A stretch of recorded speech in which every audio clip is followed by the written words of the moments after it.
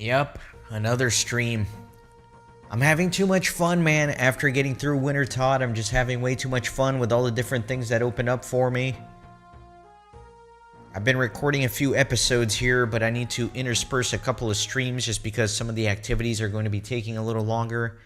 So, as the title implies, I gotta do a little bit of barbarian fishing. I need to get 200 row, or 220-ish.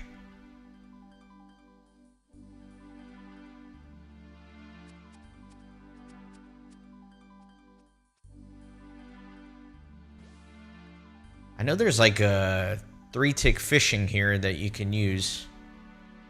Let me see, I think if I zoom in, I think what you do is you gut the fish and then you click the thing.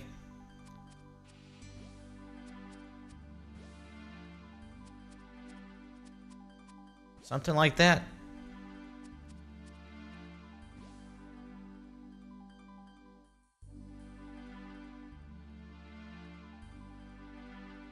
You were just listening to some music? You gotta do something while you're listening to music. Be productive with it, you know? Be working on something while you're listening to the music.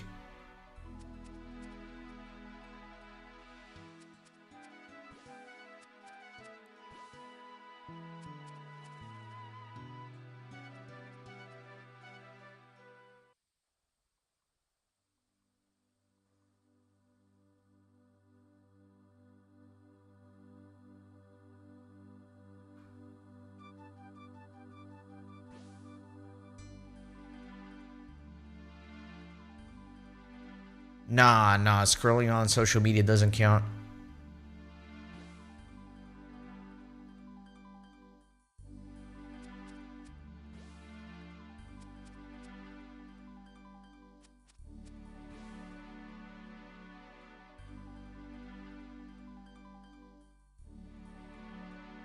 Do you like art at all? Do you like to draw or paint or anything like that?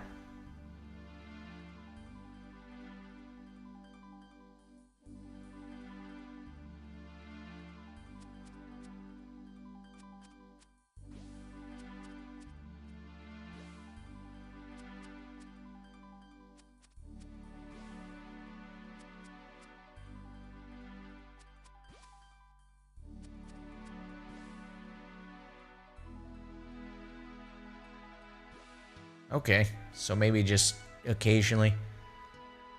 I always think that just doodling on paper is kind of nice when you're listening to music. Yeah. I mean, you could play a game while listening to music. I don't know, I just feel like I'm very restless. I always feel like I need to be doing something with things that I do that are classically considered time waste. This channel is like the perfect example of what I'm trying to talk about. Whenever I played video games, I always had the feeling that I was kind of just wasting time and I needed to be producing something with it. And so I decided that, you know, if I'm going to play games, I might as well make videos out of them for a channel. So it makes it feel like I'm actually producing something, I guess, as opposed to just playing.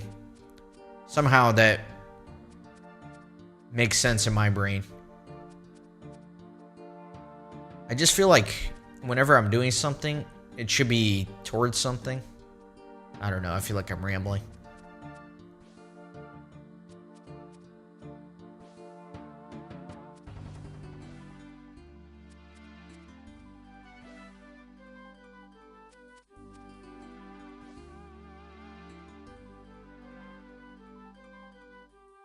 Dora the Explorer getting axed in the head. I don't think the kids that watch that show would appreciate that.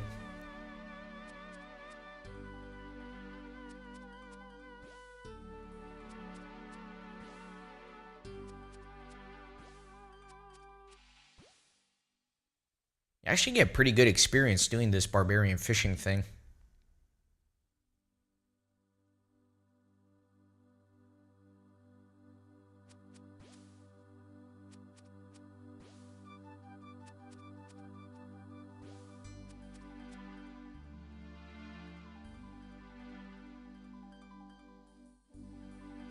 Yeah, whenever I draw, I'm not really drawing anything in specific.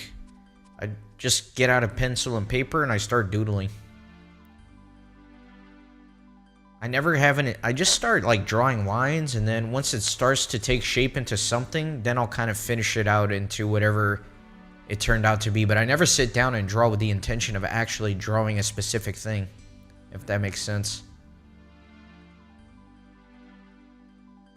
Akatsuki, that is true. You can barbarian fish in Tempros. However, I think that you need to be a certain fishing level for it to pay off. Like, I think if you go in there with your fishing level too low, it might be too slow with barbarian fishing. I'll have to take a look at that.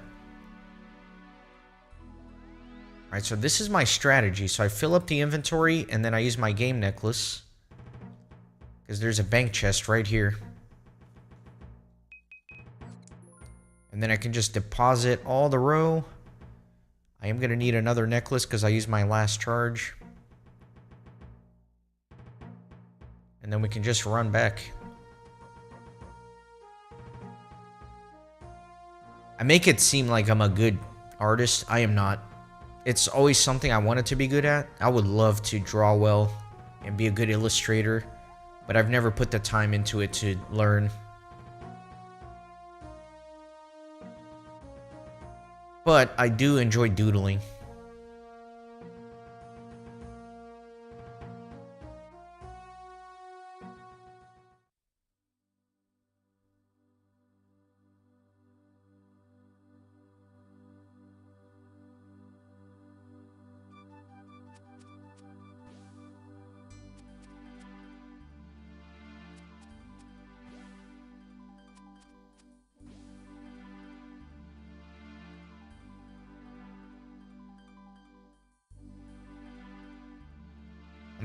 I used to be a huge movie person. Like in high school, I was watching like at least a movie a day and I was writing my thoughts on them. I was a giant movie nerd. Nowadays, really not a big movie person. I just feel like Return of the King with Lord of the Rings was like the end of an era in movies, in my opinion. It just seems that like after 2003, movies just took a completely different direction. There was like no passion or love in the movies anymore. It was all just, how do we produce something with the least cost and try to milk as much money out of suckers as possible. I just haven't felt a passion in a movie in a long time. I do not even remember the last movie I saw in theaters. It's been a long time since I've gone to the theater. Trying to think of a more recent movie I might have seen that really just... So for sure, I mean, you probably know this about me, the Lord of the Rings trilogy is like by far my favorite thing ever. That's on a league of its own. You can't compare any other movies to that. So that's number one. Now after that, there are some movies that I really enjoy. The next one would be the Godfather trilogy. Absolute classic. I know it's a lot older, a lot dated. It might not resonate as well with younger generation like yourself, but I love The Godfather. Spectacular trilogy. The second, or at least the third one, was a little bit disappointing, but certainly the first two movies in the trilogy, just sensational.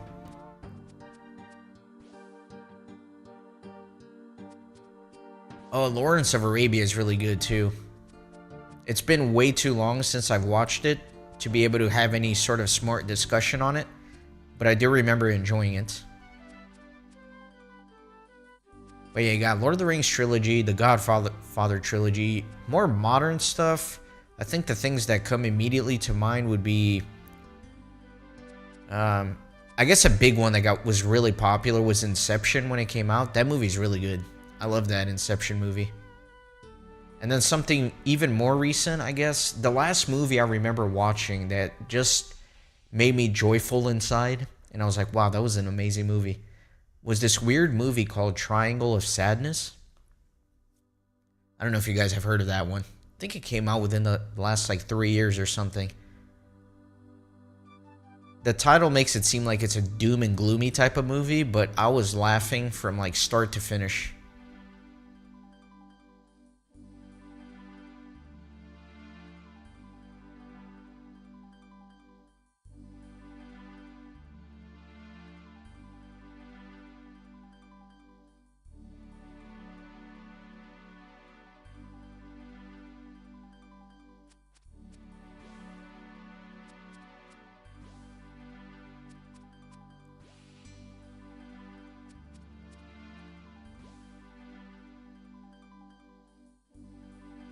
You know what, Akatsuki? Dune has been on my list for a while now.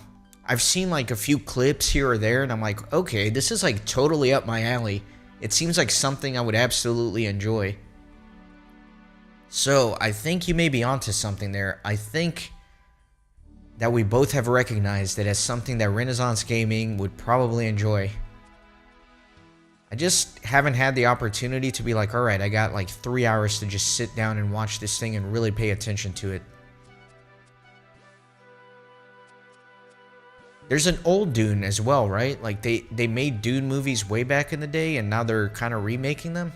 Do I have that right? I know nothing about Dune. Except that it looks like it would interest me.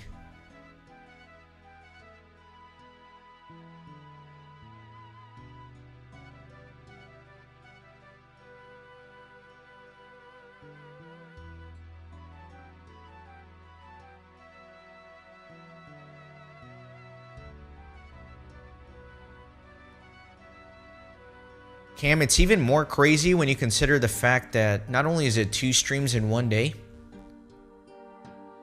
but it's 2 streams in one day after last night I streamed for 8 hours straight, the longest stream I've ever done.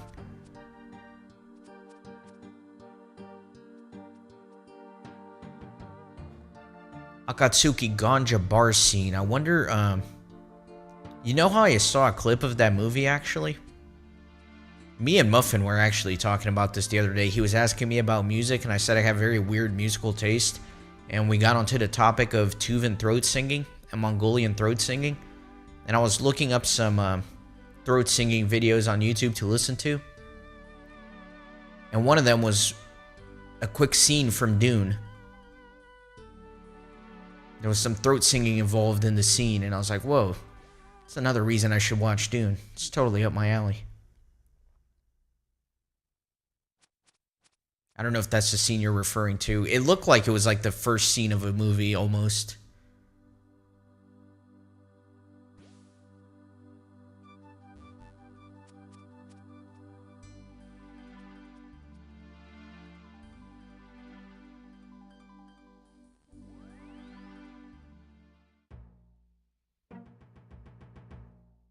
Alright, catch me up to speed in Dune in terms of...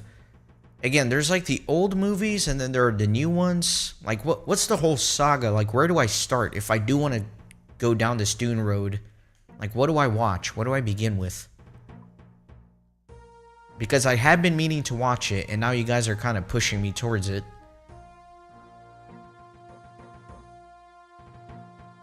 I might do it sooner rather than later. I don't know, every time I want to sit down and watch something, I'm like, you know what? I want to go stream RuneScape instead.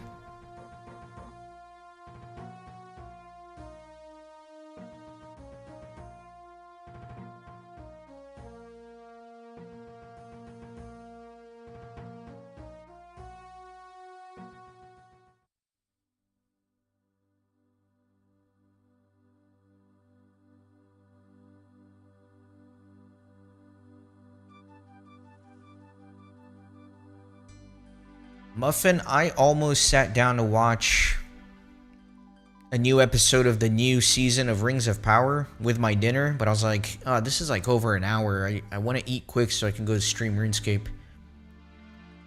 I'm embarrassed to say that I almost watched the first episode of season 2 of that show, because you guys know I hate on it, right? It's kind of annoying because I hate the show. I hate everything about it. But I feel compelled to watch it just because of the Lord of the Rings title to it, which drives me crazy. Makes me feel like a sellout. It's like I hate watch the show, you know? Which is not good for anybody. But I ended up here instead, streaming. Which I think was the correct decision.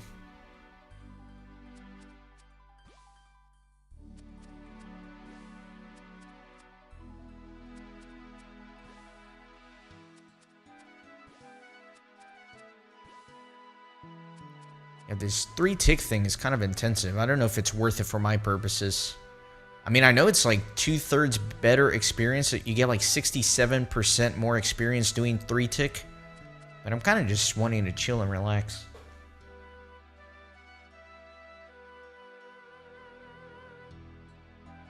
Oh my goodness, I didn't know it was David Lynch that did the original Dune movies. That makes me even more intrigued. I love his style, man.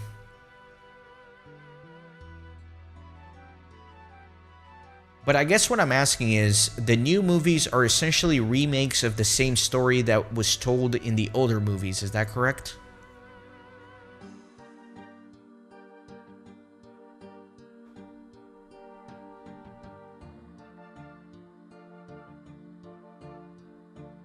Or is it kind of like Star Wars, right? Where you have the original trilogy from like 50 years ago and then a continuation with a new trilogy that's a different story?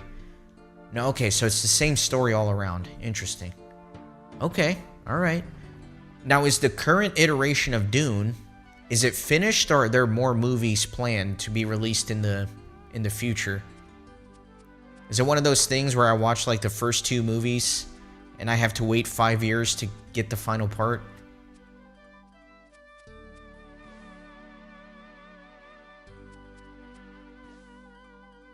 There's more to come. Always, always, always waiting on something.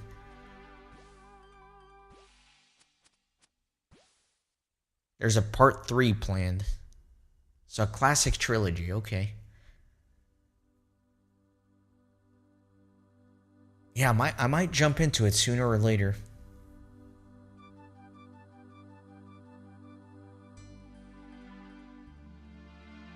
Yeah, I know Dune, like the book itself, has a lot of fanboys.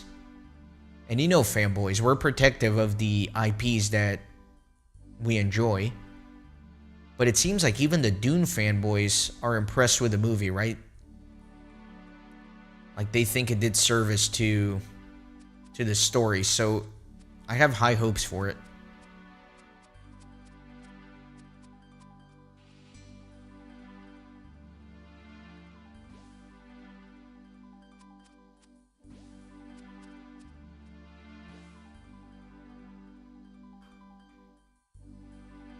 I have not heard any bad things about Dune, which is surprising.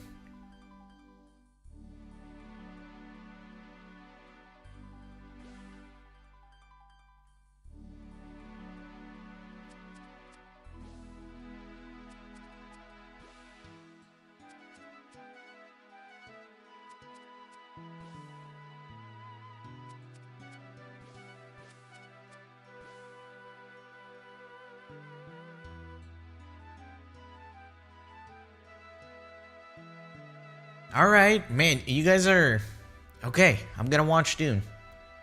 It's Labor Day weekend. It's Labor Day weekend. I might catch it maybe tomorrow or Monday then.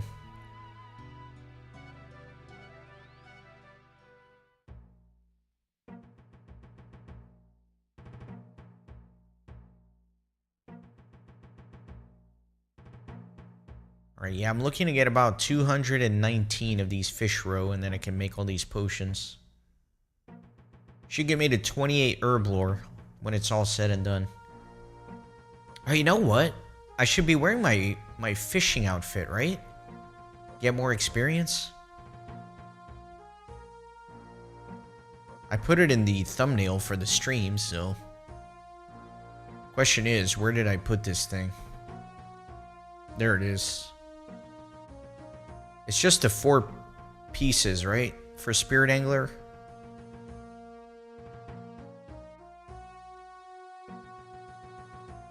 Yeah, I think it's 4.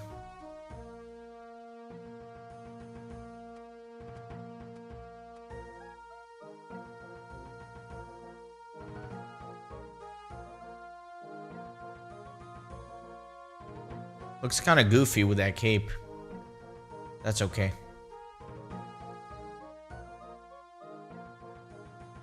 How long are those movies? Like 3 hours-ish each, I'm assuming? You know, the classic formula for a fantasy trilogy. Each part is like 3 hours.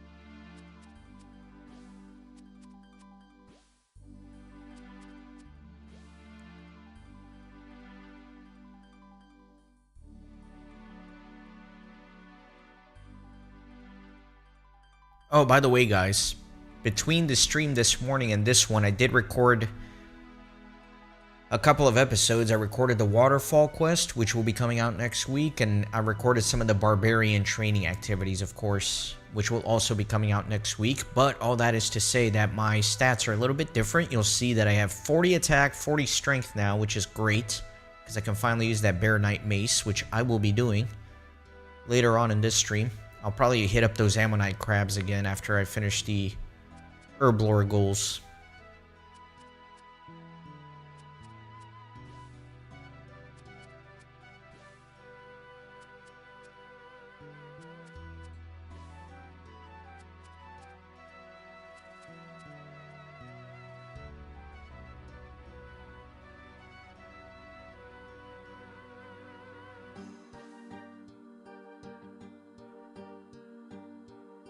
I don't know, maybe I'll go do Tempros after this.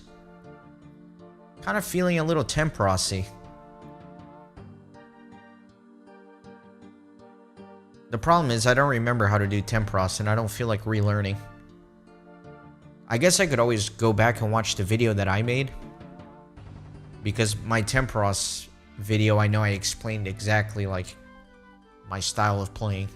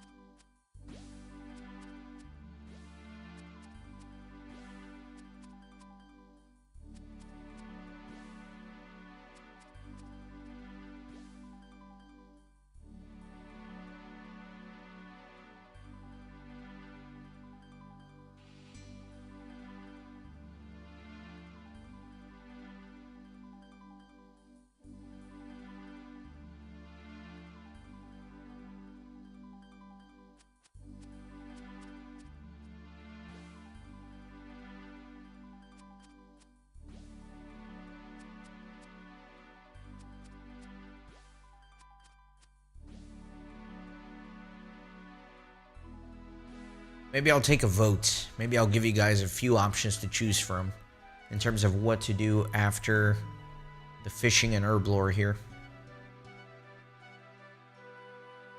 If anybody votes agility pyramid, you're banned from chat forever.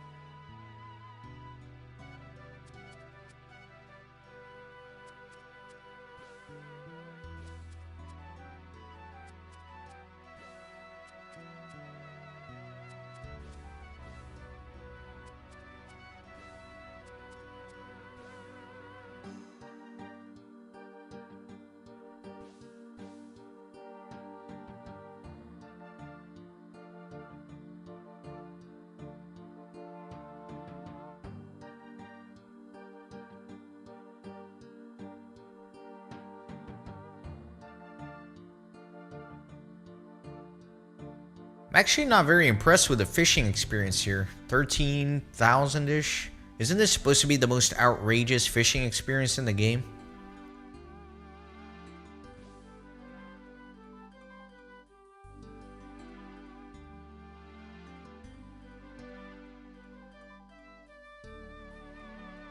How did I become a fan of Lord of the Rings? Some kid in school in 6th grade was like, "Yo, dude, did you see that new movie, Lord of the Rings?" I was like, "Nah, dude. I'm not into wizards and stuff like that. I think it's lame." But you know what? He was a good friend, so I trusted his judgment. I went and I saw the movie. And I couldn't believe it, man. Changed my life. Changed my life. It's weird how much of an impact that thing had on me growing up.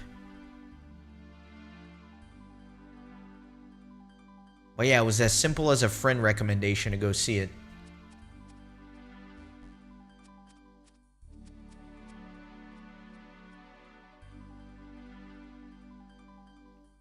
Best cereal? I've never been a cereal person. You're asking the wrong guy. I don't know, sometimes as a kid, sometimes we would like go somewhere and we'd have to stay at a hotel, and you know how they do like the little continental breakfast in the morning? Well, a lot of the places, it used to be a lot better back in the day. Now they like try to skimp out on everything, but they used to have these like individualized little cereal boxes available. And I always picked the Fruit Loops, and I think it's because it was the most colorful box. And I was a kid, I was drawn to it. But honestly, not a fan of Fruit Loops. It just tastes like sugar.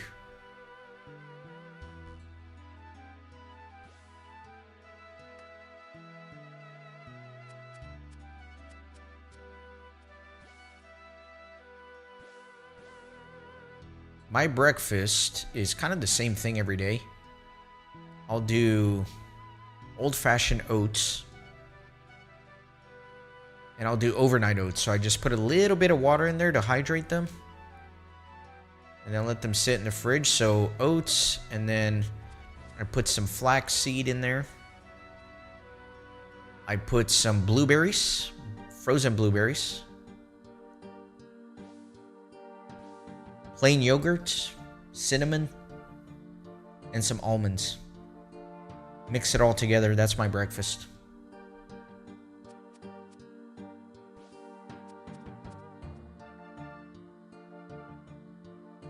Weetabix, isn't that a British thing?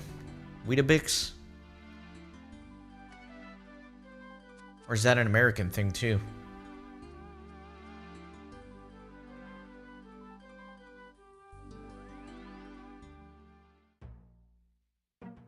Quite honestly, I just told you my breakfast now, but for most of my life, I never ate breakfast.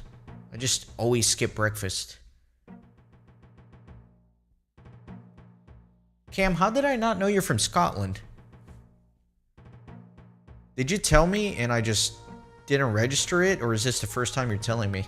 I feel like I would remember that, but maybe not.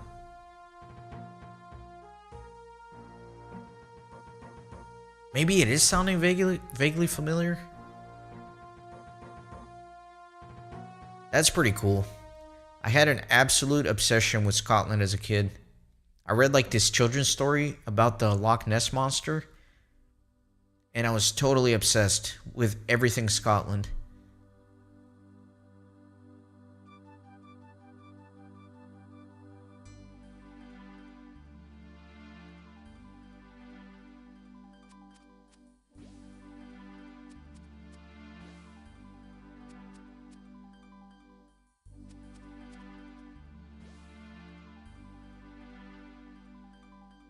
So you think barb fishing is kind of useless now, Akatsuki, just because how good Nightmare Zone combat training is? I guess, you know, the experience you get here for agility and strength is fairly negligible, right? It's just a little bonus.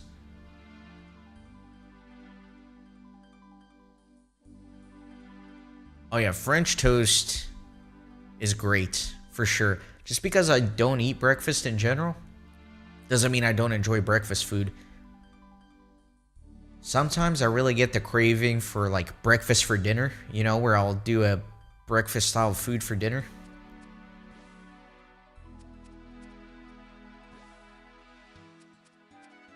There's something so delicious and comforting about a big plate of hash browns with bacon and eggs and some French toast for dessert.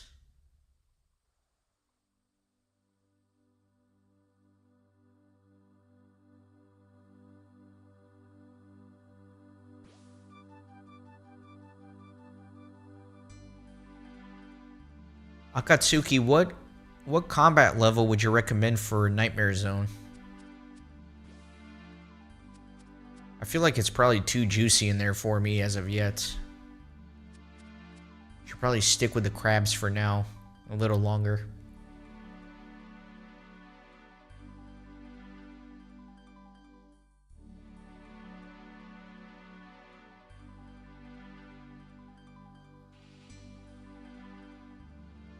Nothing about a person's personal taste on something is weird.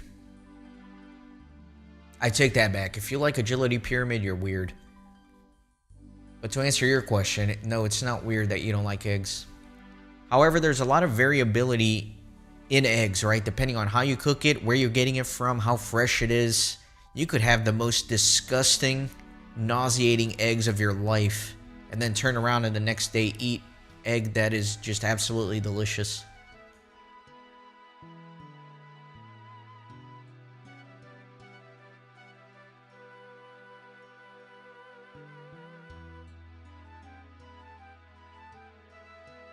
Why would you say kill Count Draenor over and over again? Is there a benefit to doing that?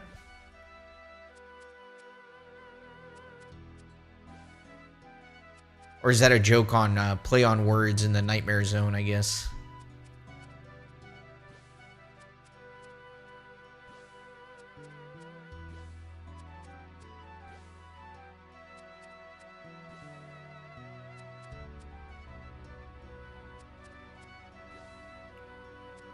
You know what I just thought about?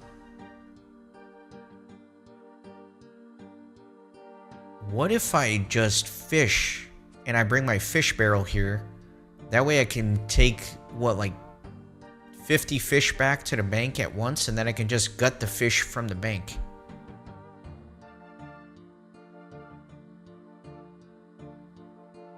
Oh, I didn't know that's how Nightmare Zone worked. I thought it was literally just a zone with some mobs in there.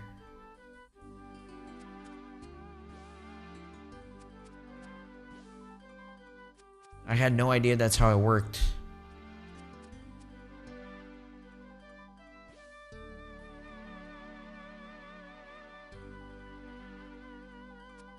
I'm sure there's like a specific boss, I guess, then that you set up in there that's optimal for training.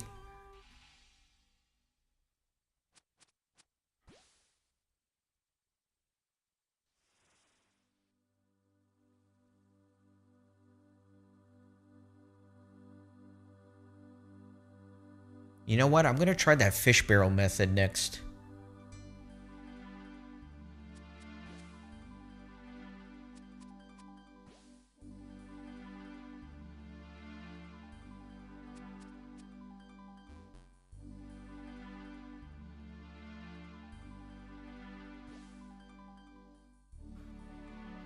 I guess Count Draenor should be very doable.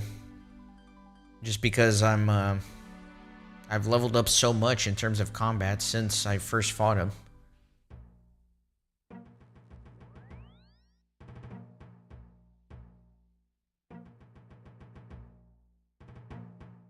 Okay, let me try this fish barrel thing. I think that might be the move here.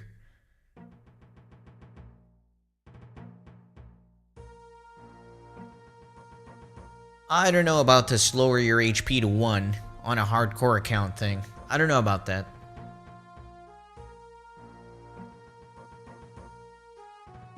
That sounds stressful.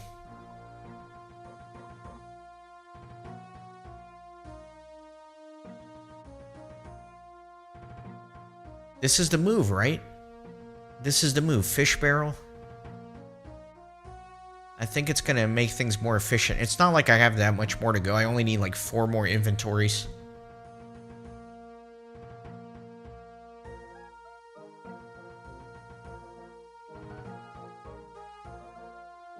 Oh, so you can't even die in there? Alright, hold up. That's pretty cool. Yeah, I would have to double check, like, on the wiki, right? Like, doesn't count towards hardcore death. I just haven't looked too much into Nightmare Zone yet, because I thought it would be a while before I could actually go in there. I thought I would need to train up my combat a little bit before going in. I did not do the tutorial for Barbarian Assault. I'm just using the bank in there.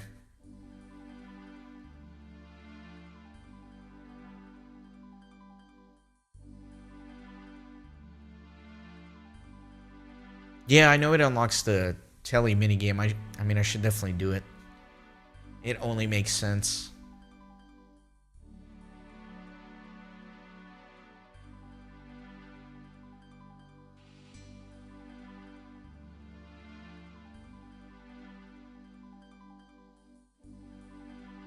There's some decent rewards in there, right? I remember kind of vaguely looking it up. What's the to get thing in there in Barbarian Assault?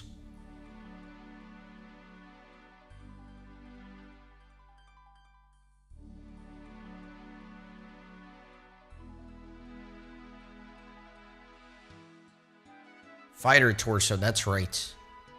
That's like one of the best in slot chess pieces for early game Ironman, I think.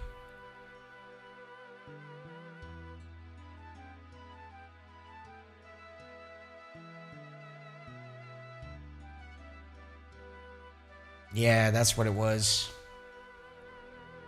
Yeah, at this point, after having finished Wintertodt, getting the 99 fire making, this game just branched out in a million different directions that I can go, right? There's so many different things that I can do, so I don't know. We'll see when I get to it. So how does this work? Do I just stick it in the barrel? Sweet.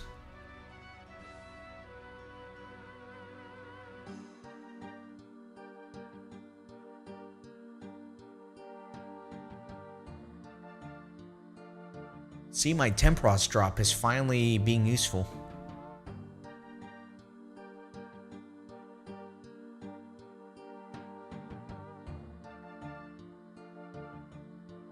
And then with 28 herb lore, I should be able to do...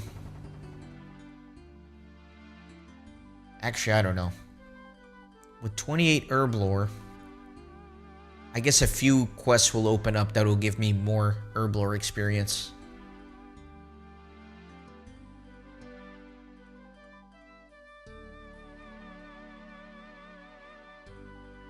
See, I need to go do more farm runs, actually.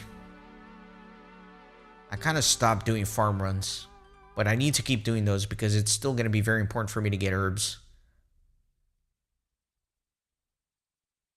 Primarily, I was doing that as farming experience, right? And then I got to the farm tithe, so I kind of stopped. But now we're at the point where the farm runs are more so for getting herbs as opposed to getting farming experience.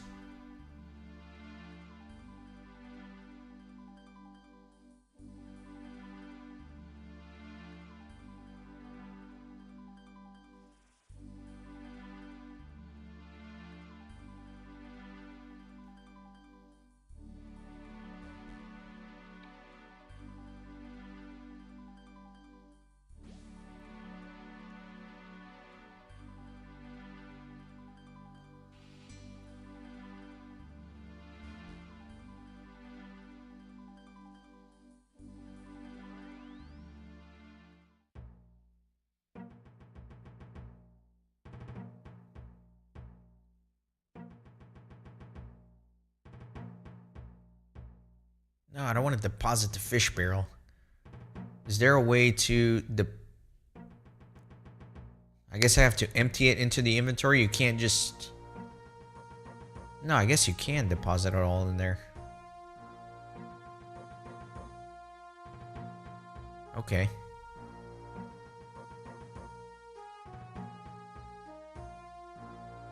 Wait, where's the salmon? Is that on another tab? Oh, yeah, it is. Alright, hold on. Let me get all of these.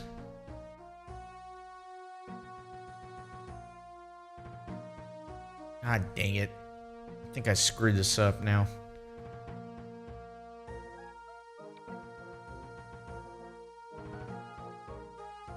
Okay, let's do this.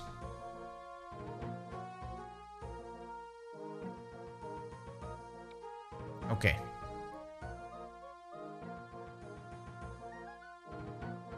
And then I guess I could just gut them all here right now.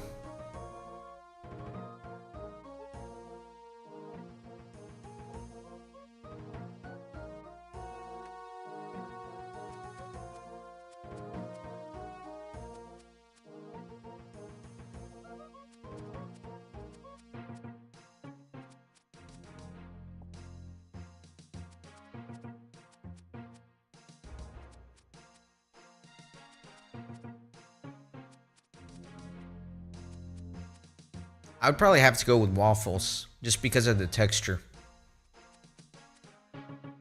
It's got an interesting texture, right? Especially if you get it real crispy. Crispy on the outside, really soft and kind of gooey on the inside. Just perfect.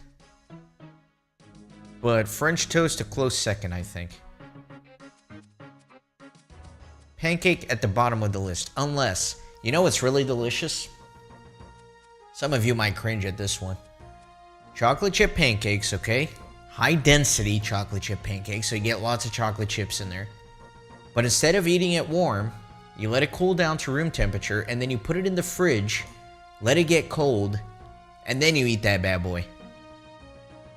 That, my friends, is delicious. Because then you get a little bit of crunch from the chocolate chip. Yeah, that's nice. I'm telling you.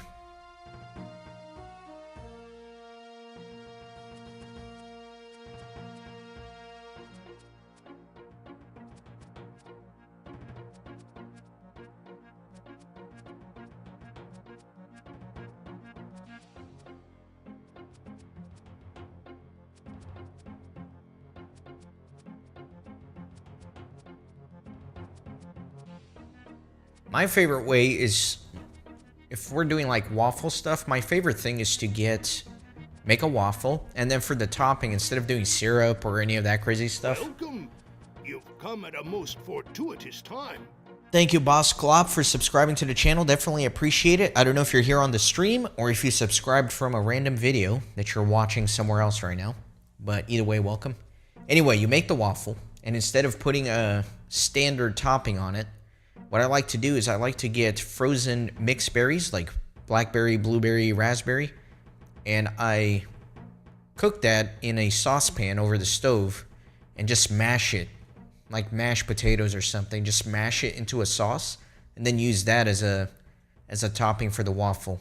That way it's not like sugary or sweet. It's a little sour and tart. It's very delicious. And certainly a lot better for you than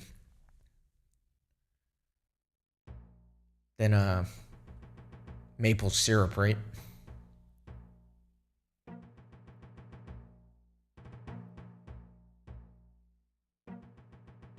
Okay, I'm being like super inefficient here. I'm like wasting all this time. That's all right. Let's go get another fish run.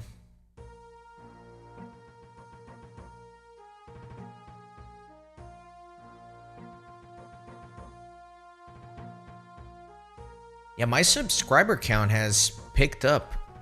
Like the rate at which I'm getting subscribers. I think it's my Pokemon Red series. The algorithm has very, very slowly started pushing out my Pokemon Red, and I see a lot of people are subscribing to the channel from that. That's part of the reason why I started recording Pokemon Crystal. I kind of want to ride that momentum.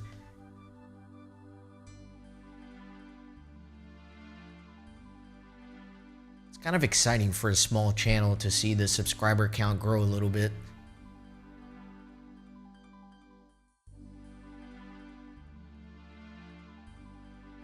But I'm slowly turning into like a RuneScape exclusive channel because I'm totally addicted to this game right now. I can't stop playing it. I can't stop. It's so much fun. The RuneScape series has not been slowly being fed to the algorithm. That much is for sure. Like the RuneScape videos really don't get that many views. But that's okay. We're here for the fun, not for the views.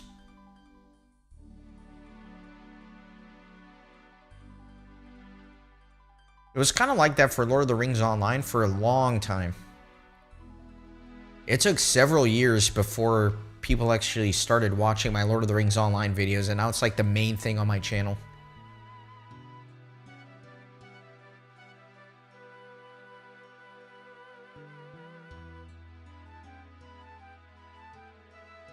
So maybe a few years down the line, my Old School RuneScape series will pick up some steam.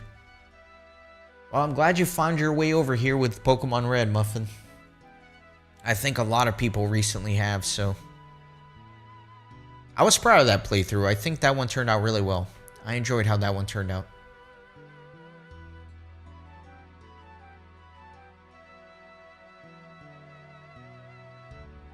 I do my best with every playthrough, of course, but some of them At the end of it, I'm like, that didn't really turn out how I wanted it to. I feel like I could have done it better. But with Pokemon Red, I was very pleased with the end result. Oh yeah, Cam. You know me by now, right? You know I like to explore every corner, talk to every character, read every sign, do everything on the side. So of course I'm doing the full Pokedex. Without a doubt. Forgot I got my barrel with me. I'm not doing what's called the living dex, where you have one of each Pokemon in the PC exclusively. I'm just doing the full collection, right? So as long as I've had each of the Pokemon and they get registered in the Pokedex, that's what I'm doing.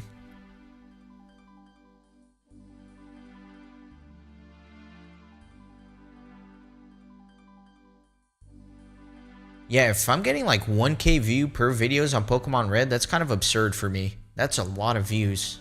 Most of my videos are definitely below 100 each. Even if it's pushing towards 100, that's pretty good for me, actually. So yeah, if those Pokemon videos are getting 1,000, that's really good. And it grows, right? So once it hits like that first 1,000, it's just kind of exponential after that. It just starts getting pushed out more and more, so need to finish Pokemon Crystal so I can ride the momentum. All the people subscribing for the Pokemon content can have a little something else.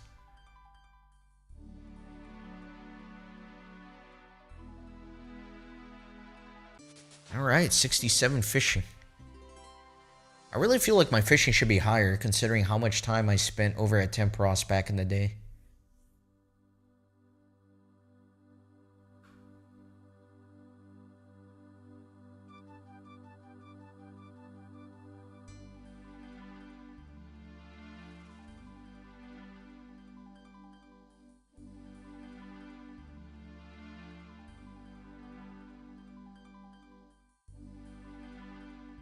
Yeah, Cam, after I logged off this morning, I did a little bit of research into catching Entei and Raikou, since that's the next thing I need to do on my playthrough.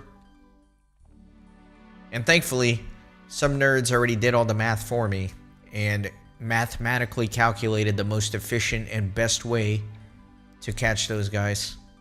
So there's like this really intense routing strategy to encounter them. So I'll probably be following that.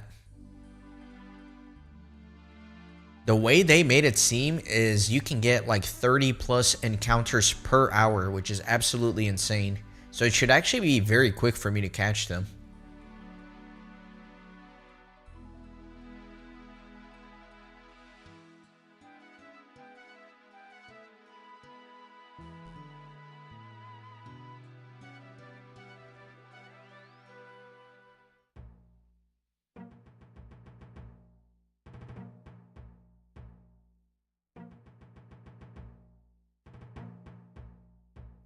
Yeah, I think if you just haphazardly try to encounter them, it sounds like it's a total nightmare.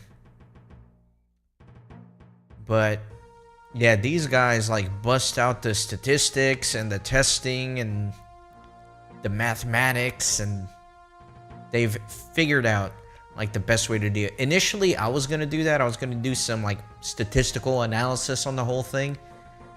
But, and here's a piece of advice for you, Muffin, because you're always asking me for advice. Anything you do in life, any project you choose to take on, the first step of that project should always be, has somebody else already done what I'm trying to accomplish? You'll save yourself hours. So I could have very well spent hours trying to mathematically derive the best way to catch Entei and Raikou, but people have already done that, obviously, so.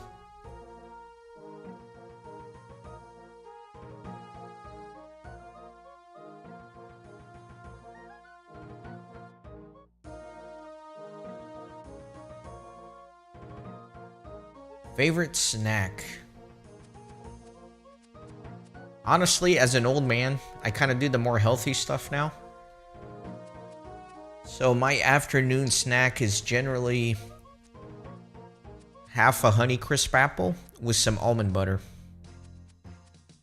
And I know almond butter is not like the best thing for you. It's very high fat content, but just a little bit. couple of spoons of almond butter, and half a Honeycrisp apple. I enjoy eating that a lot.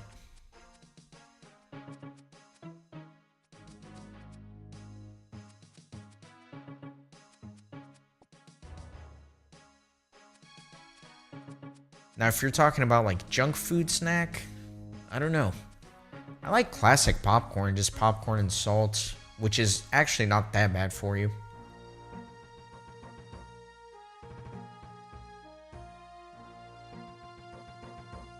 What else do I like? If you're talking like chips, like what's my favorite junk food chips? I like the Doritos for sure. Cheetos are great, the classic Cheetos. But I really don't eat too much of that. It's been a long time.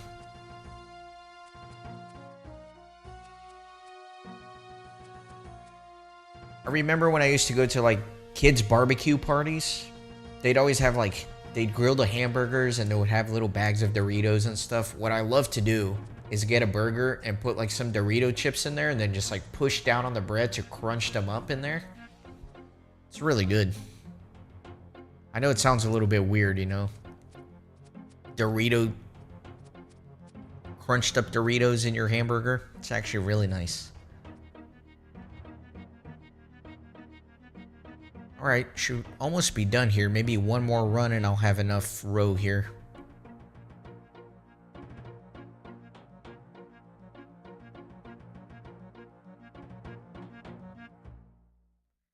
Yeah, you know what, Cam? I always thought I was weird for doing that because I had never seen anybody else do it. But since then, I've noticed that Dorito stuff has become really popular. Like, people are using crunched up Doritos in a lot of things, right? Like, sometimes I'll see like a food preparation video and they'll use crunched up Doritos as a base for something.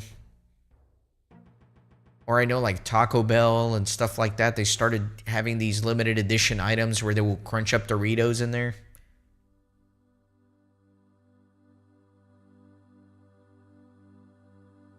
Akatsuki, half the apple. Here's the thing with half the apple. One is too much, right? For just one snack. A giant apple with a ton of almond butter. Half is the perfect amount. And it kind of saves a bit of work because the half that you don't eat, you put in a little Ziploc bag for the next day so you don't have to like chop it up again.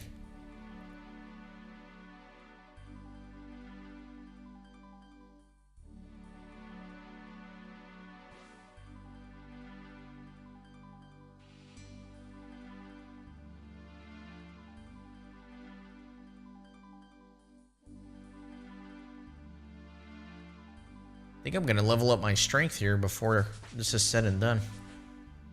Maybe.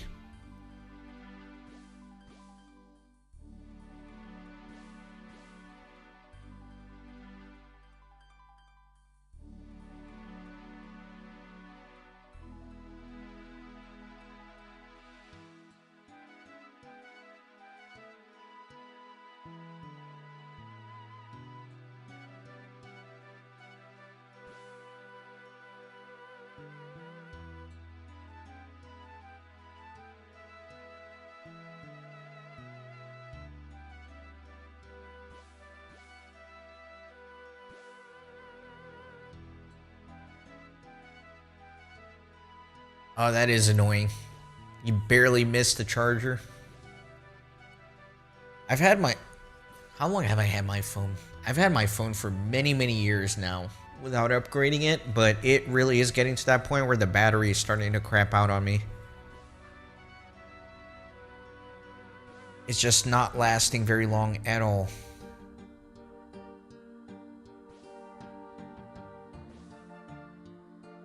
I used to be able to go multiple days without charging, and now, depending on what I'm doing, I'll run out of battery.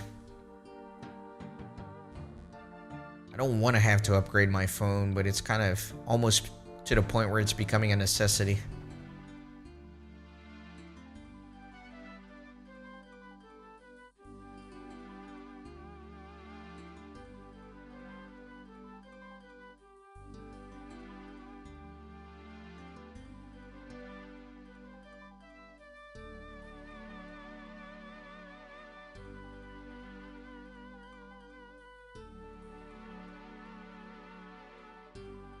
Yeah, we're going to level up the strength, boys. We're going to go to 41. Exciting.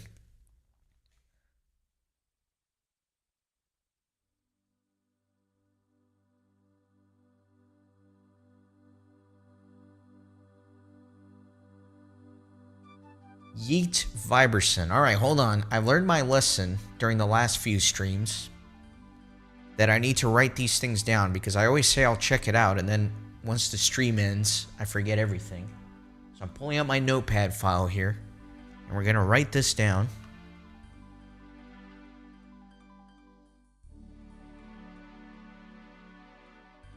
Yeet Viberson. I'm always looking for RuneScape stuff. I actually do enjoy watching other people's RuneScape content. The problem is it's so saturated. There are so many videos that it's kind of hard to dig for the gems in there, right?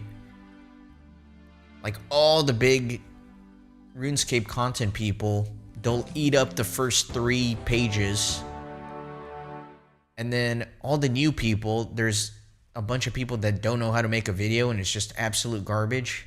And then somewhere in there hidden is like a relatively unknown person with a tiny channel that is making an absolutely awesome series, but it's just hard to find. So I definitely appreciate the pointers. Yeet Fiberson, I'll check it out. I think the one that I've consistently followed for sure is Limport and his One Chunk Ironman series. That one's really good. That dude is hilarious. I have not, Muffin, admittedly.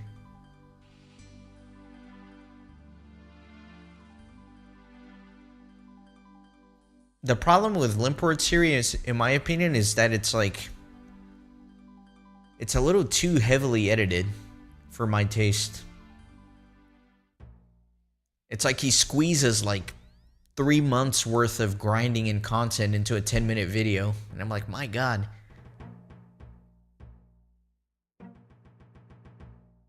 Yeah, Limport. Spelled just like that, like Limport roots.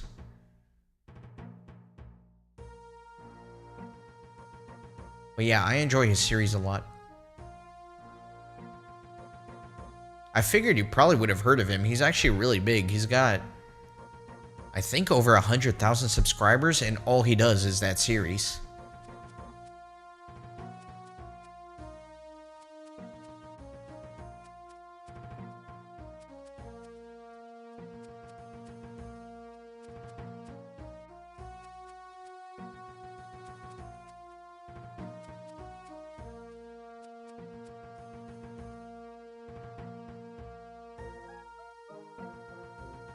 Yeah, that's why with the style of my Old School RuneScape series, it's very much like every single minute I spend in the game is in a video somewhere, whether it's an episode or a stream. And then people can kind of skip around and see what they like to watch. I just haven't seen somebody be as documentative as me. And by every minute, I mean like, let's call it 90%, because some of the episodes I do edit just slightly. So it's not every minute, but it's most of the things I'm doing here on RuneScape, it's all on video.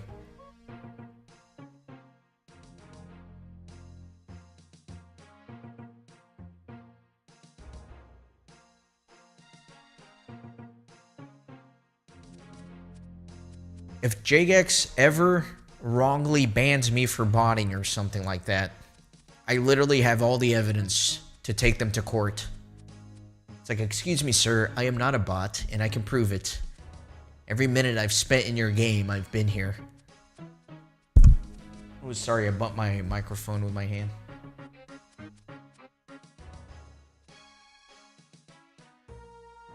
Yeah, I mean, I got hooked on his series. Wasn't like the first thing he did. It's like, okay, I'm on Lumbridge, and I'm gonna get 99 woodcutting without leaving Lumbridge Castle.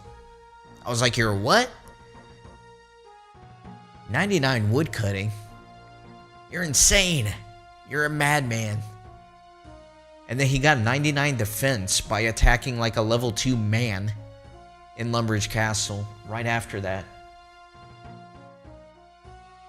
Absolute insane. Yeah, I mean, like, I don't know why I brought up the woodcutting to demonstrate the insanity one. Really, the more insane one was the 99 defense.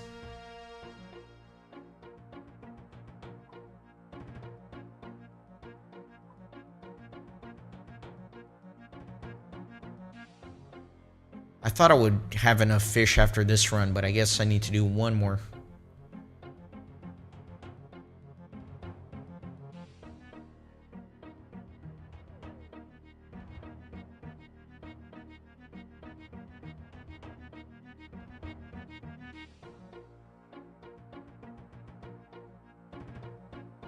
I like that style though.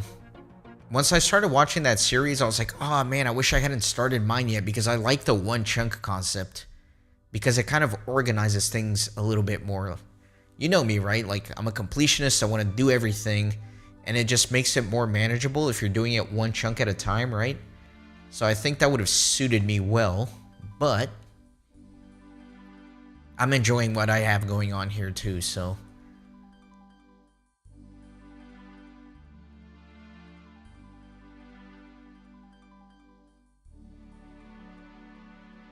I don't think I would have had it in me, though, to be as insane as he is with the whole 99 defense by attacking a level 2 man.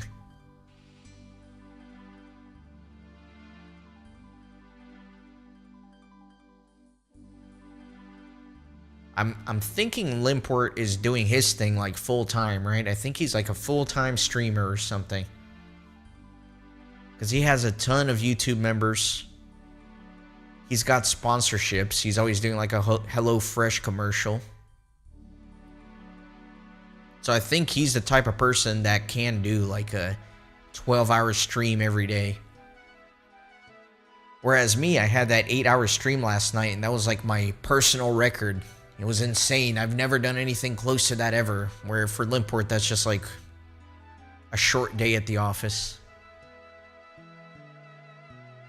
I'm assuming he's doing it full-time. I don't know. He might have a full-time job and then just does RuneScape on the side, which would be insanity.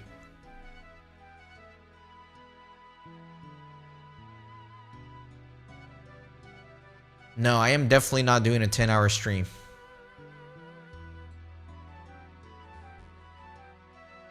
Somebody clip that for when it's 8 hours from now. Oh, damn it. I didn't empty my barrel from last time. Oh well. I should have enough now anyway.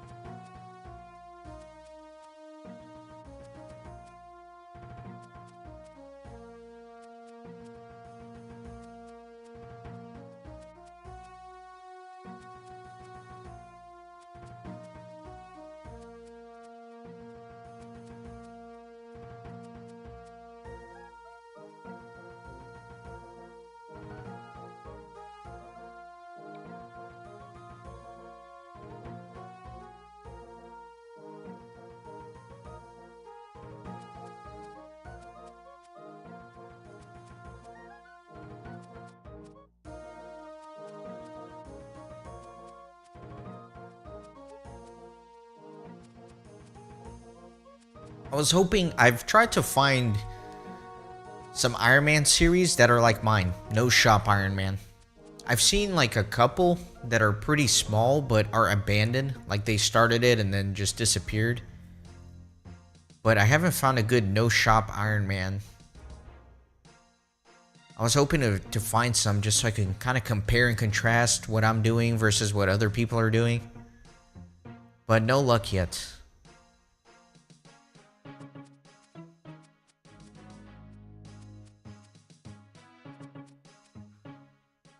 There were a couple that were really good, and I was enjoying watching them, but then they were, like I said, just completely abandoned, so...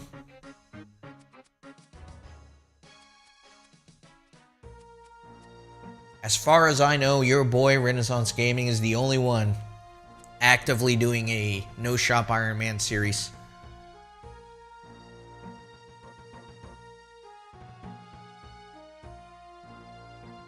Muffin, I would highly doubt that. There are a lot of full-time like Pokemon people,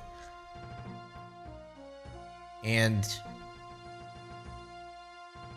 I mean, I think it would take me a lifetime to get through all of the generations, because there's what, 9 generations of Pokemon, each one more massive than the last.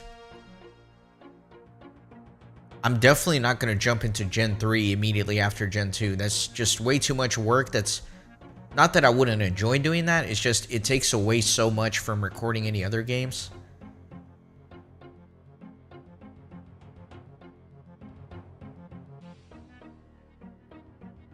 That's right, dude. Tell me who else uploaded a video reading through the Stronghold of Security and all the safety tips. Thank you, Akatsuki. I appreciate the praise. You're right. Limpwort doesn't have anything on me. I am the true degenerate of RuneScape. 99 defense attacking a man. That's nothing, dude. Try going and reading through the Stronghold of Security.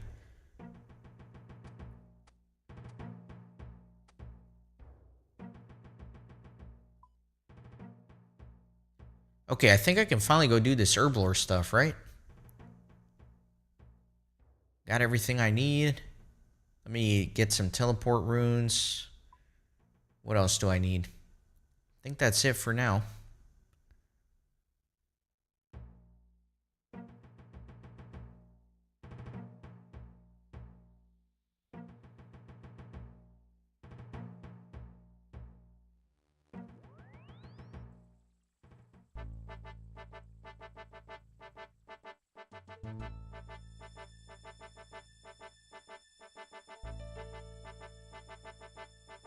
Yeah, dialogue only Ironman.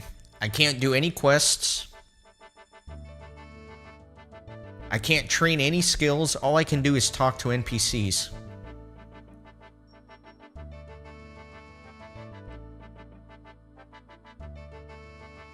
I think I would slowly lose my mind and turn into an NPC myself, right? I think that's what would happen with that series. After 10 years of doing dialogue-only Iron Man, you would find me... What world am I in? I'm in World 478. You would find me standing in Varrock Square in World 478, just repeating the same dialogue over and over again. I would become an NPC myself. Just absolute insanity.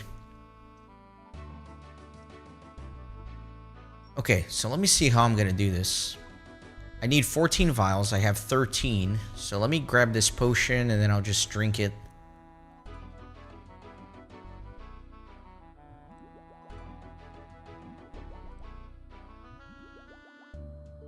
And then I think there is some water right here. I'm gonna have to reuse these vials. I'm essentially just going to consume all the attack potions that I make so I can reuse the vials, which is kind of sloppy, but I don't really have a good alternative. Okay, so first things first, we need the Guam leaves.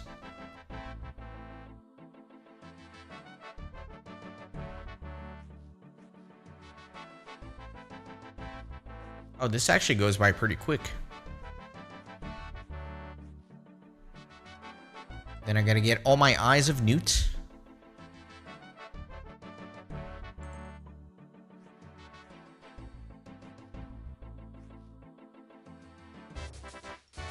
$19.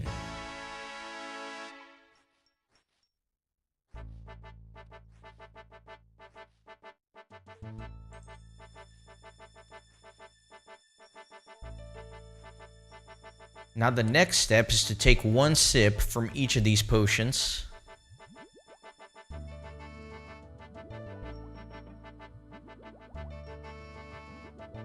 Because you can only add the row to attack potion with 2 uses left, which is kind of weird.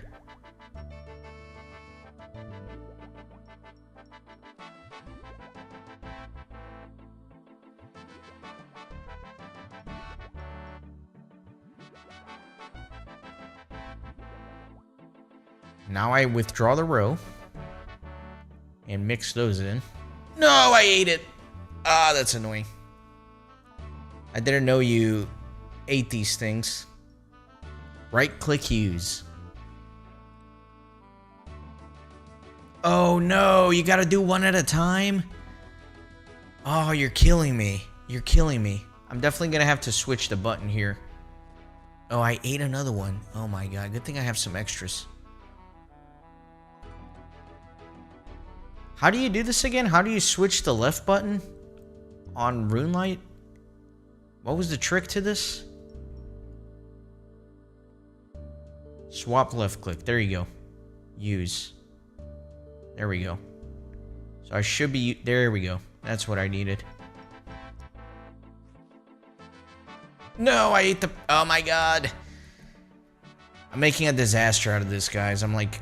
eating everything. I'm eating my potions. I'll get used to it.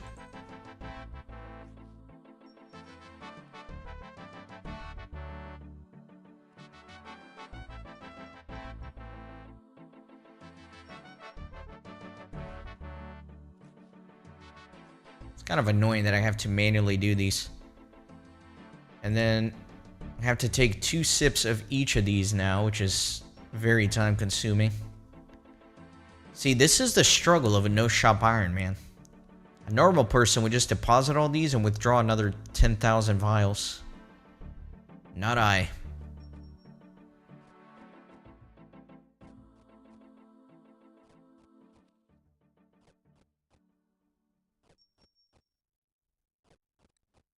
I'm picturing that Vegeta meme about my attack power being over 9,000 after drinking hundreds of doses of attack potion.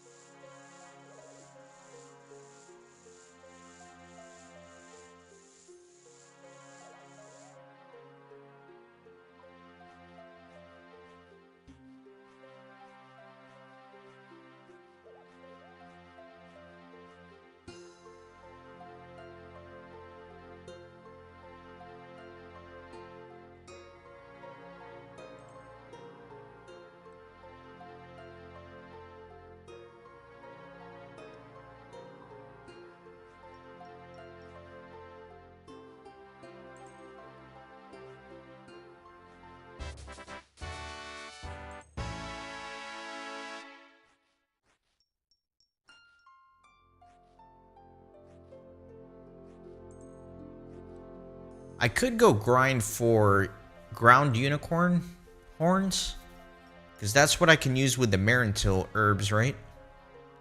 How many of those do I have? Not that many, actually. Only 49.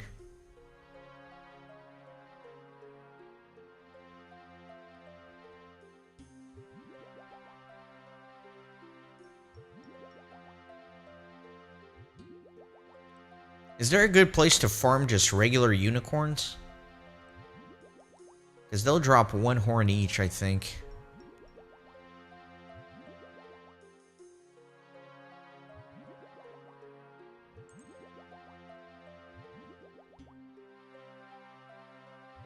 But it might be worth my time to actually go do that. Just kill 50 unicorns so I can do another batch of potions.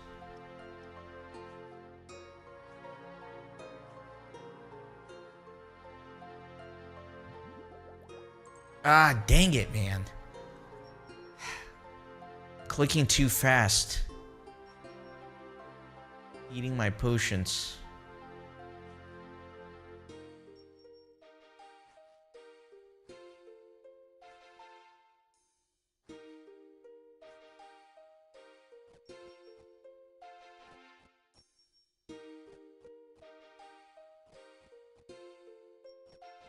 I know there are a couple of unicorns near the mines here south of Varrock, but I don't think that's very efficient.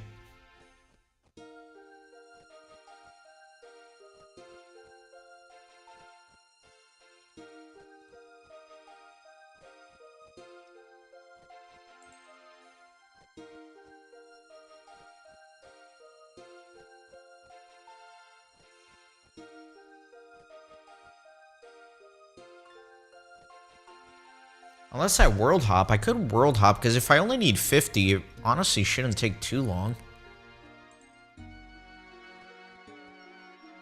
I might do that grind. What do you guys think? Any opinion on that?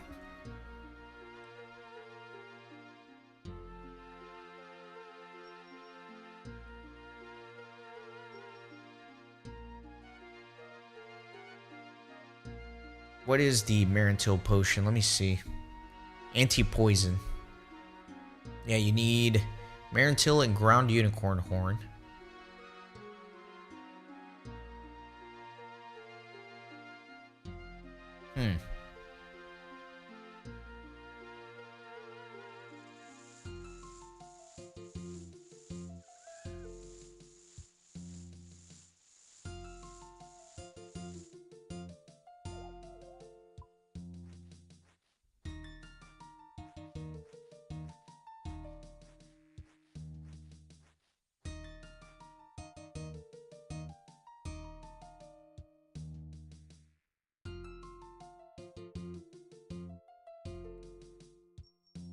No worries, man. I don't expect you to, like, pay your full undivided attention to the stream. I know a lot of people just kind of have it on in the background. It's what I do with the majority of the streams I watch.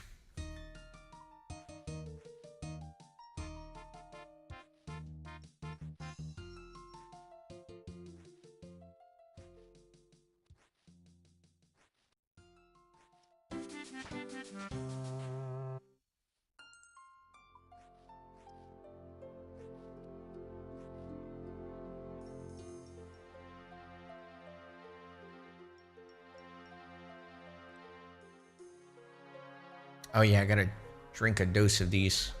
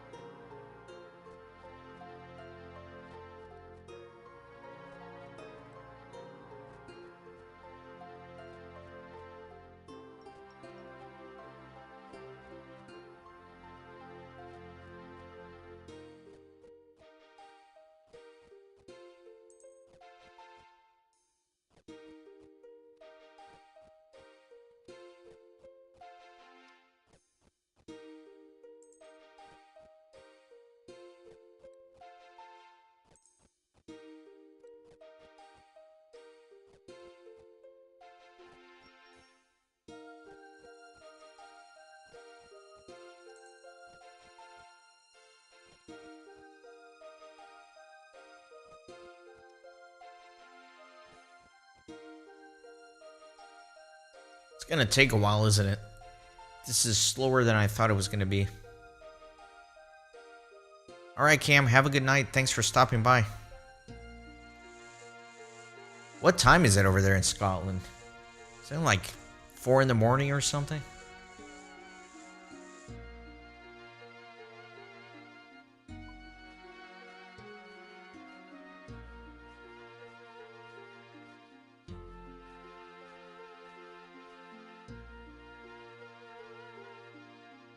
$1:48. Alright, that's not too bad. Before 2 a.m., I think it's still pretty decent. Anyway, have a good night.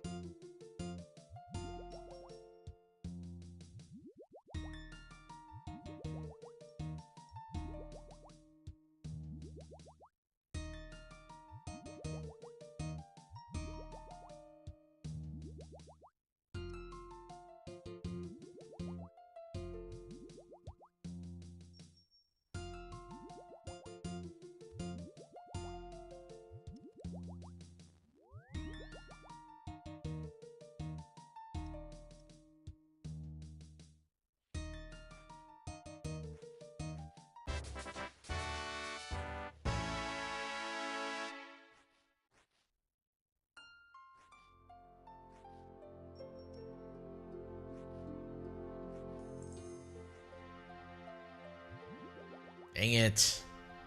Keep doing that.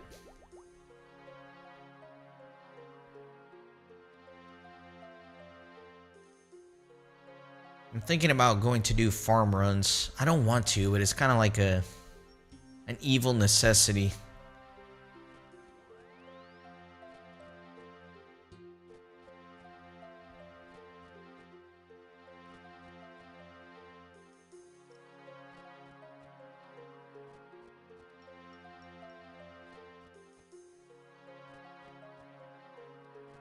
Let me randomize for you guys. Yeah, I'll go do farm runs. I'll start doing farm runs after this batch of potions.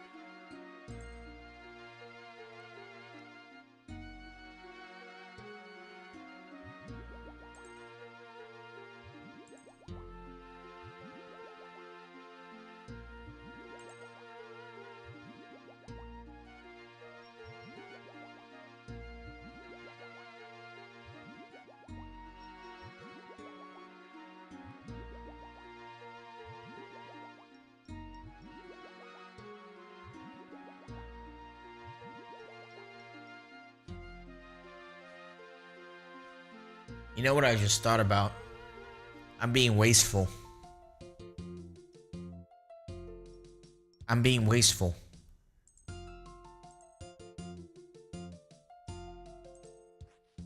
I think that if you use a full attack potion on an empty vial, you split it into 2 and 2. So I could essentially be doubling my output here. Let me try that.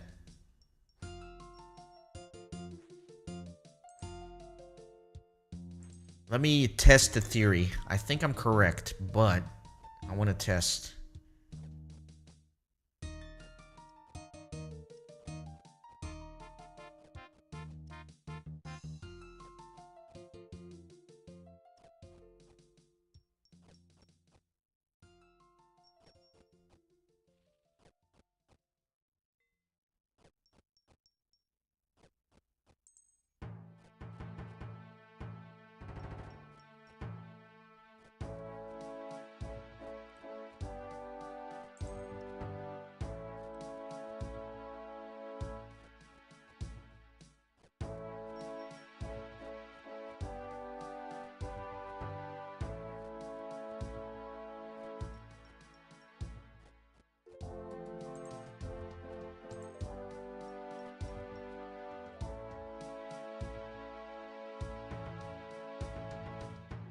Let's test out this theory.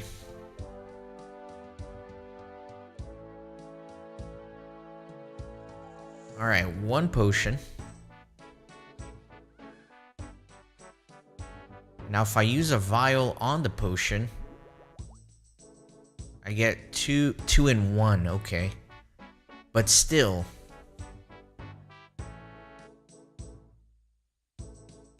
if I then use the 1.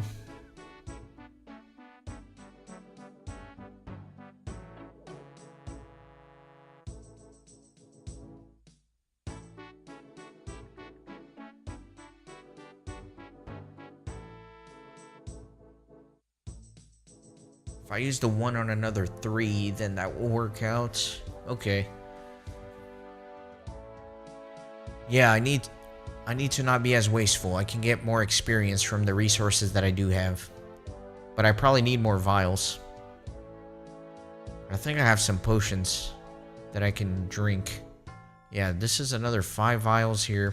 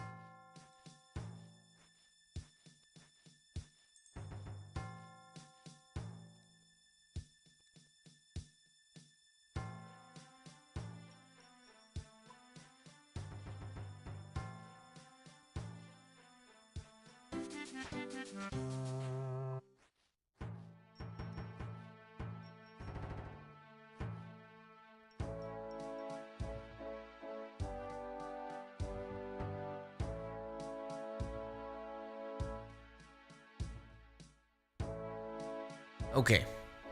So with 6 vials, I could probably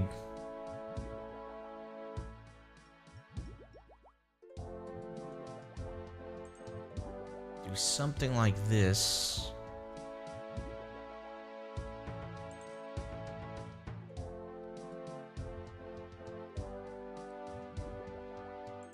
Ah, that's kind of annoying.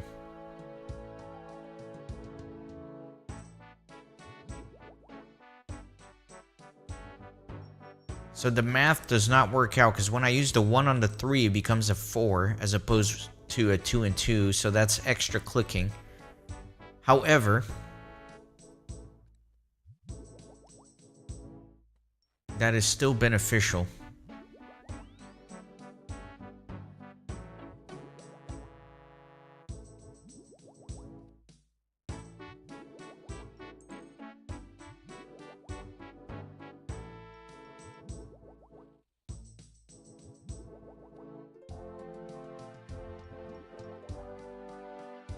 I need 1 more vial. If I had 1 more vial, it would be perfect. Is there a hidden one in here somewhere? Ah, dang it.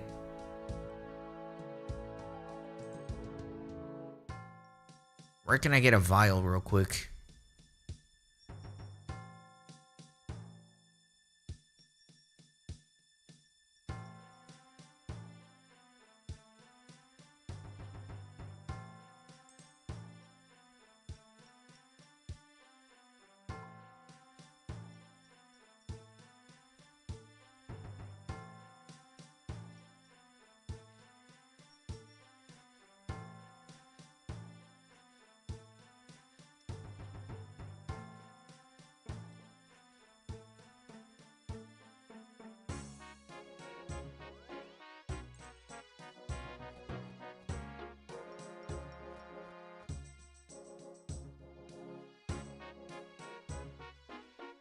Oh yeah, I'm not gonna move for a while, Muffin.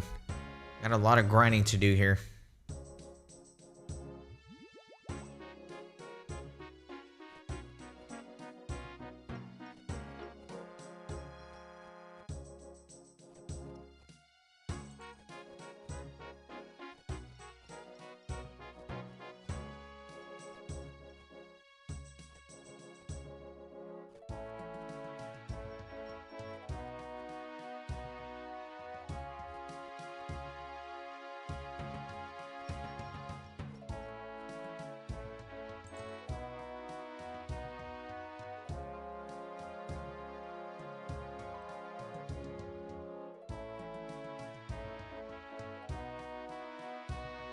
This is the bank.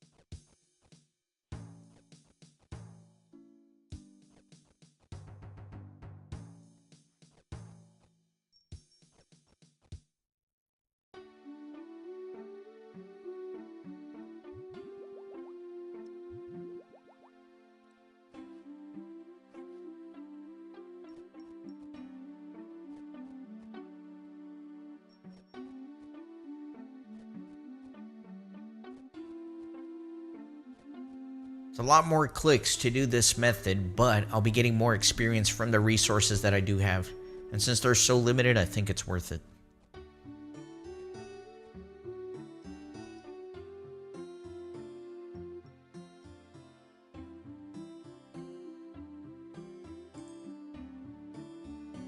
Forget those farm runs, I'm just gonna finish this out.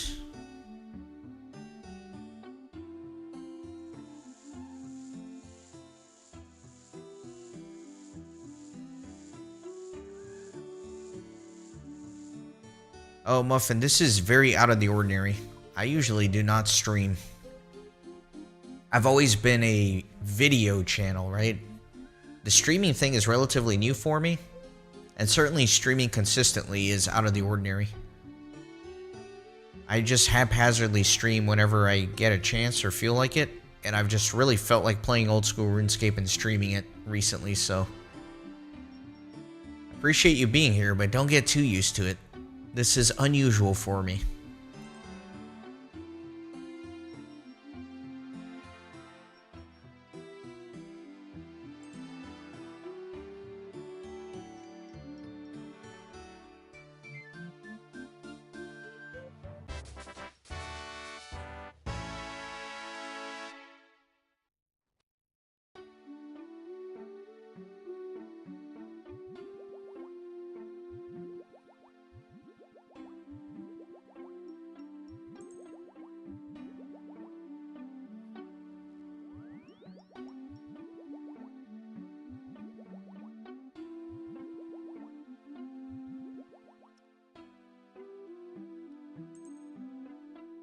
I mean, it's not a matter of enjoying it or not, it's just a matter of time.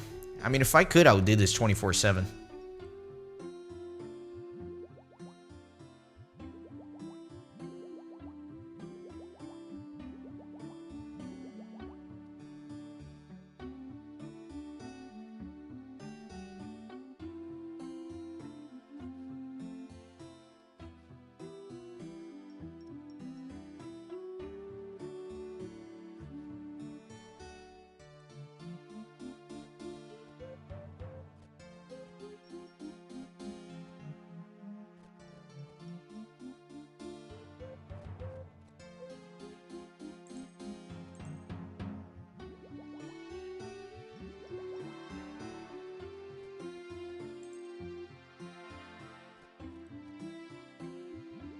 Wait a minute.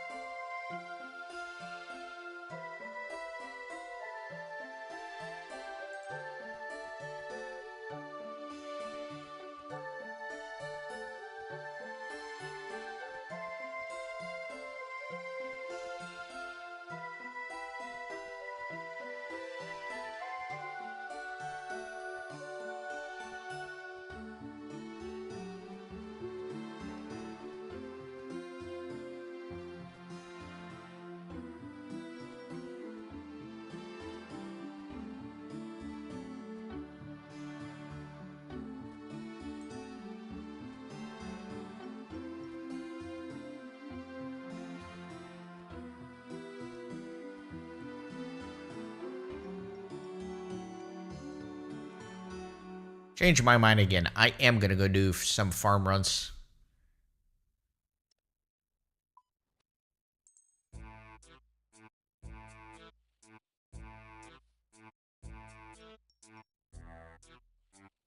Yeah, let me wear the farmer outfit instead of the graceful, actually.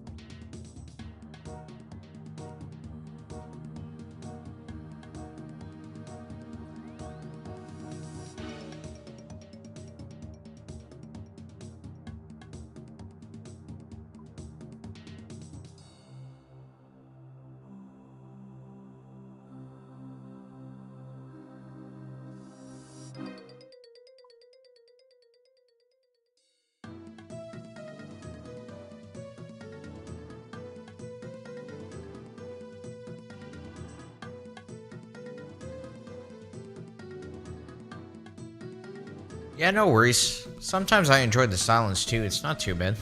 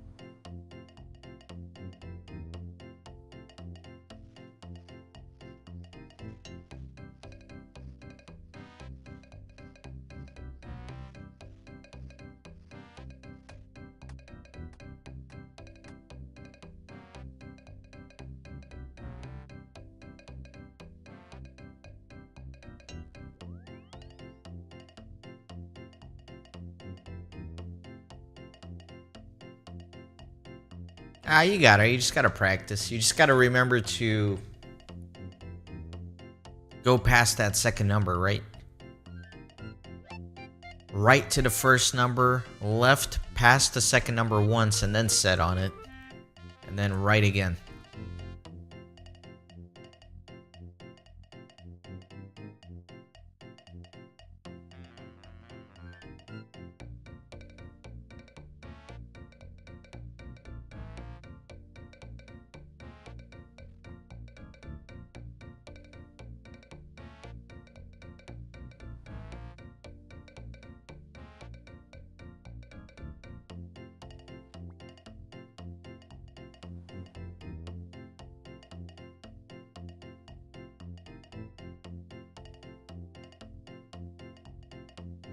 This is gonna sound really bad, but I used to sell kids locker combos in middle school. I would get their locker combinations and I would sell it to other kids. Not proud of it. Not proud of it. But it is something I did.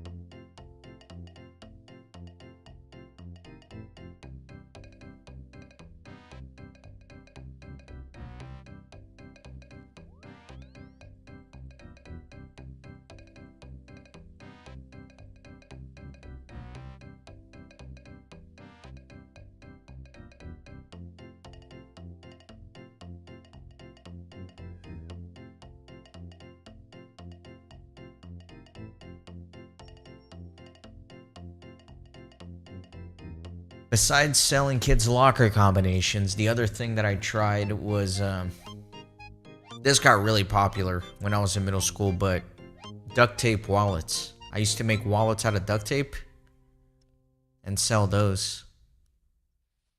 I wasn't the only one. There were several kids that did that, but you know, you would look at their product and you would see, how can I make this a little bit better? And you would have this superior duct tape wallet in the hallways, and then kids would buy it from you.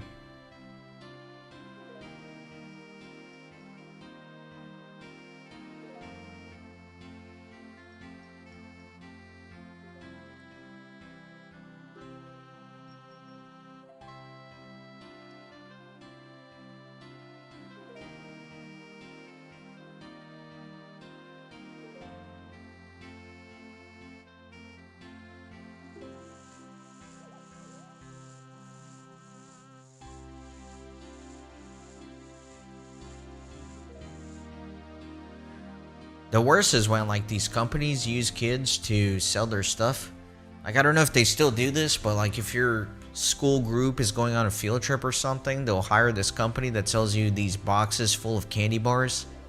And then you walk around school selling these candy bars at a ridiculous upcharge as a way to, like, fund your field trip or something. And it's absolutely insane. It's like, if you sell $2,000 worth of candy bars, we'll give you this glow-in-the-dark necklace or something like that. It's literally exploiting kids as, like, child labor.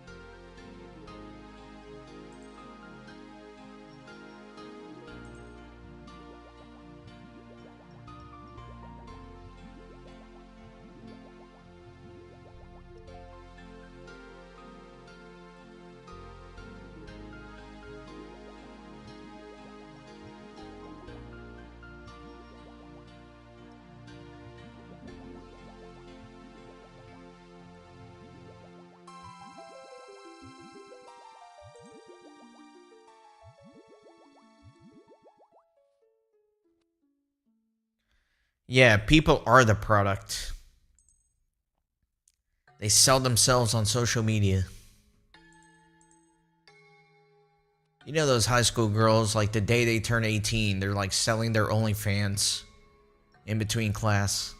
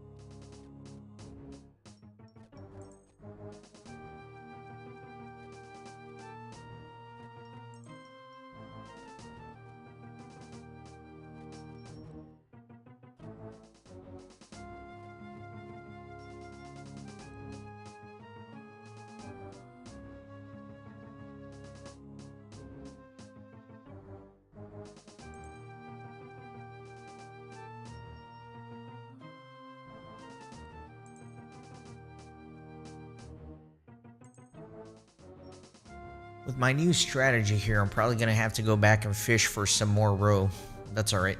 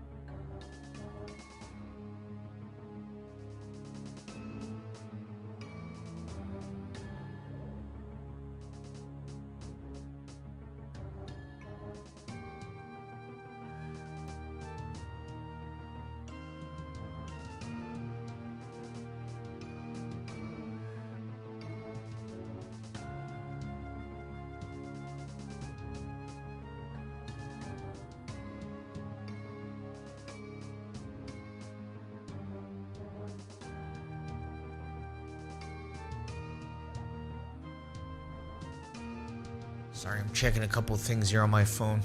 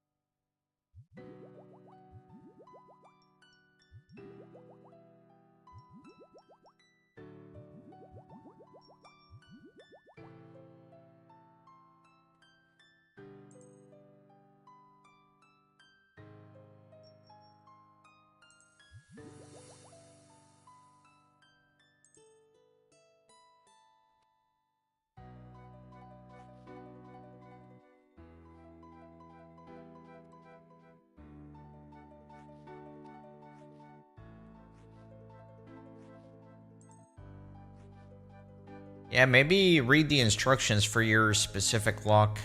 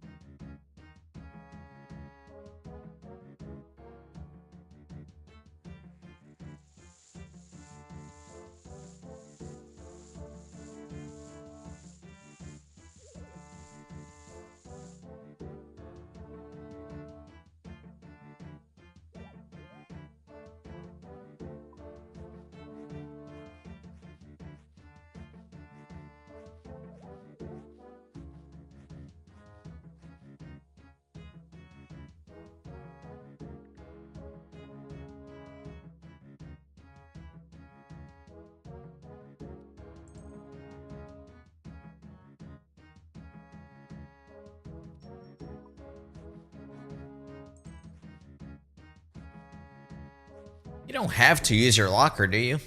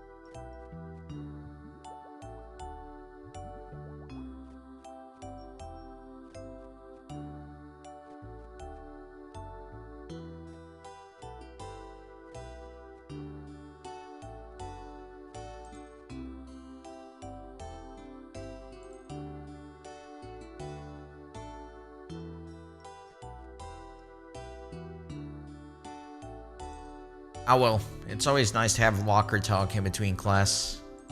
You'll get used to it.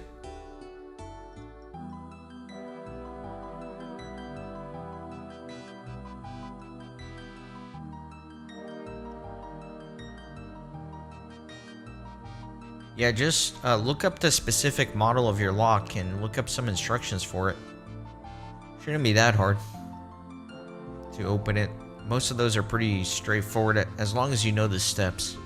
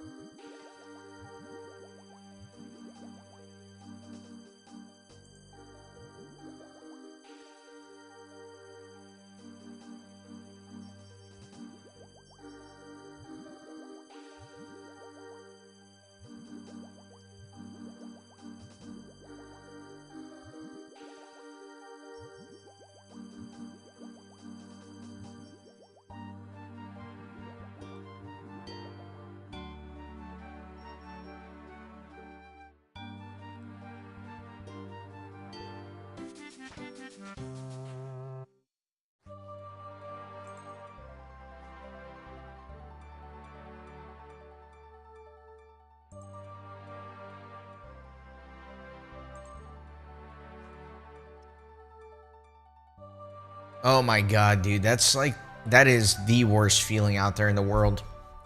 When you have something in the fridge or the freezer and you don't eat it right away, right? Because you're like, no, I want to save it for a while. And then you're getting excited about it and you're thinking about it. And then eventually you make the decision, okay, now is the time. Now is the time to go eat that thing. And then you go and it's gone.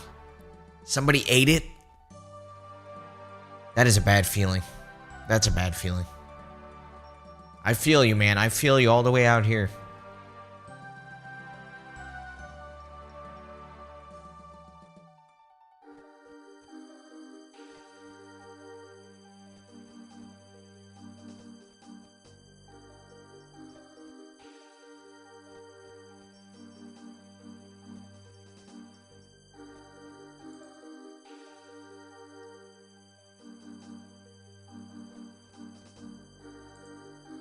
Well, I'm always around when I'm streaming. That's for sure.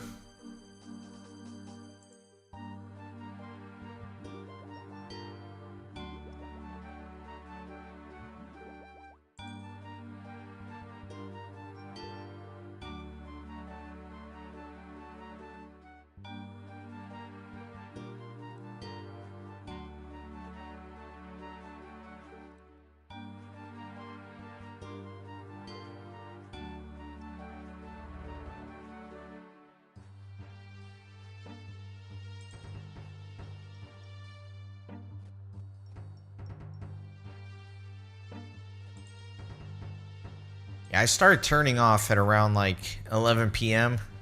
I started turning into a jumbled mess and I can't get my words out right. Start getting tired, so I don't know how much of a conversation I could have with you at 3 a.m.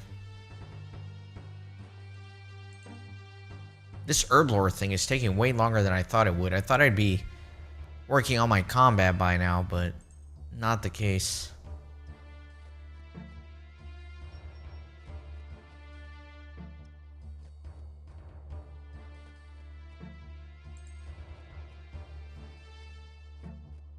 Damn it, taquitos sound so good right now. Why'd you have to bring that up? That sounds so good. I don't know why I'm hungry. I ate dinner right before starting stream.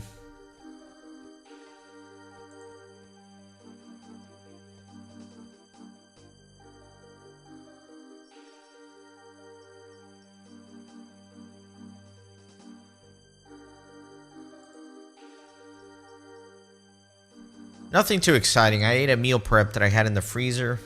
Had some brown rice, sweet potatoes, shredded chicken, bell peppers, green onion.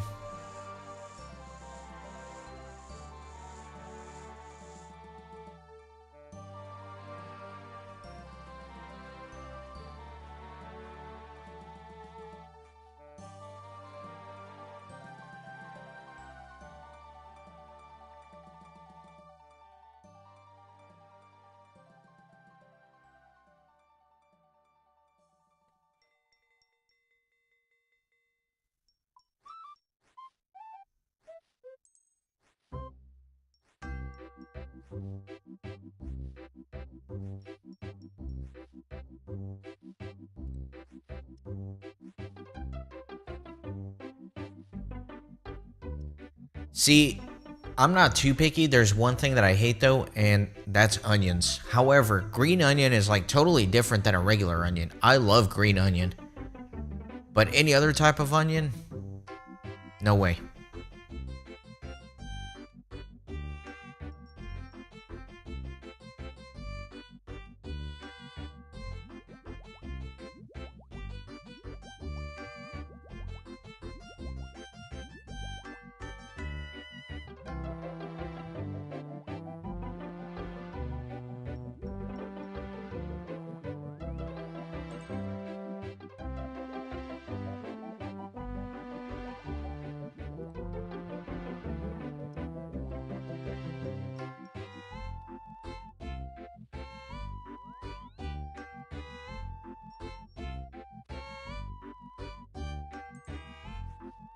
Favorite candy? I like nerds, man.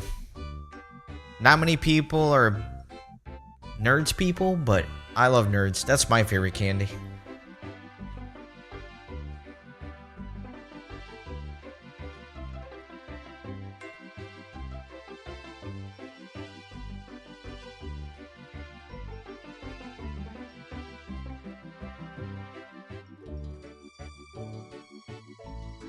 Yeah, like a nerd's rope, for example. That's pretty nice. I like just the classic, though. The box where you...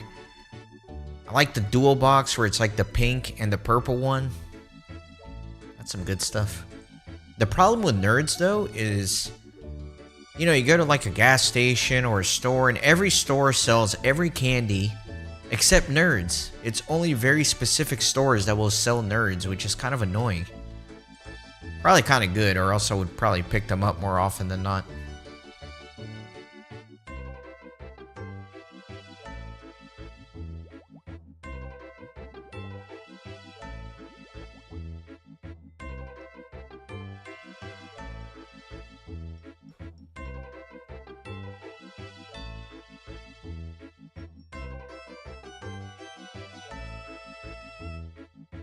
Yeah, Twix is nice. I used to not like Twix, and then I had one after many years of not having them, and I was like, what have I been missing out on? This is actually amazing.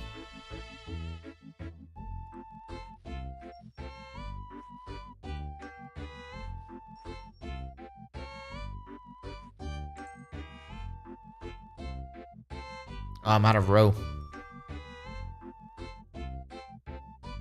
Need to go fish for more.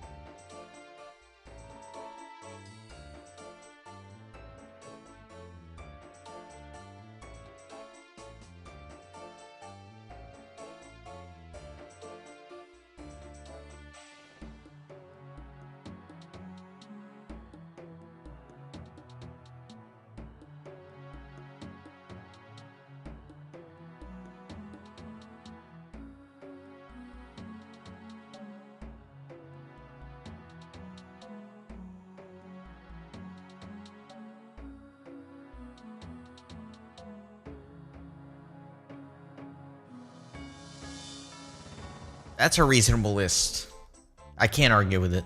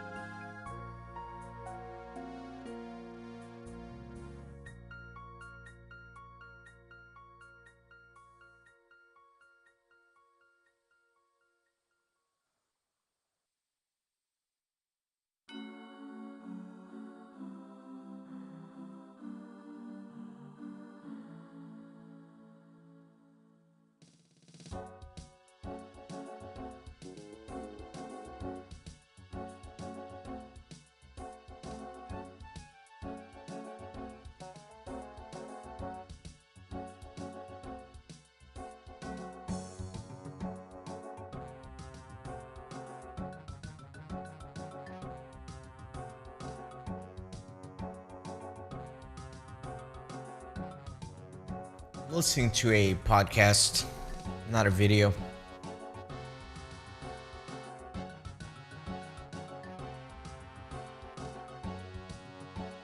Listening to a comedian's podcast. His name is Tim Dillon.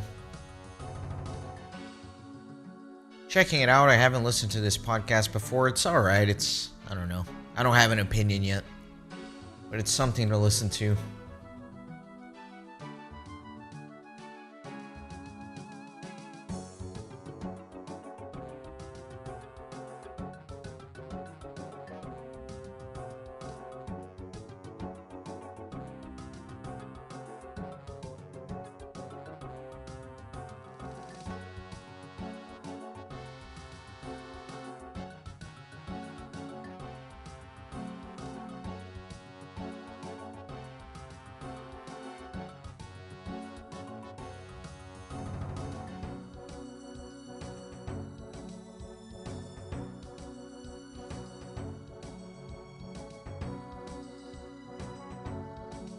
The hell's this clue bottle? Haven't seen this before. Let me check it out on the wiki.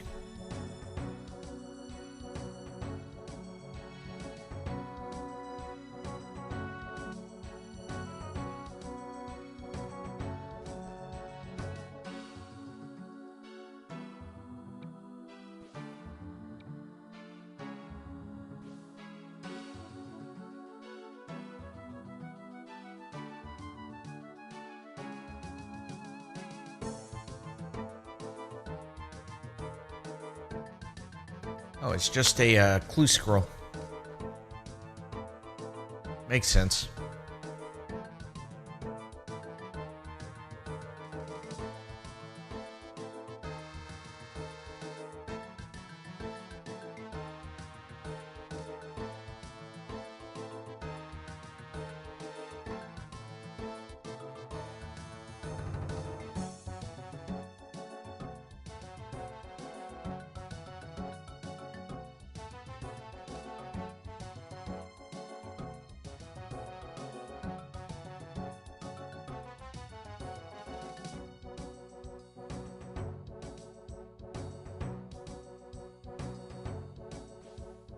What are you eating it with?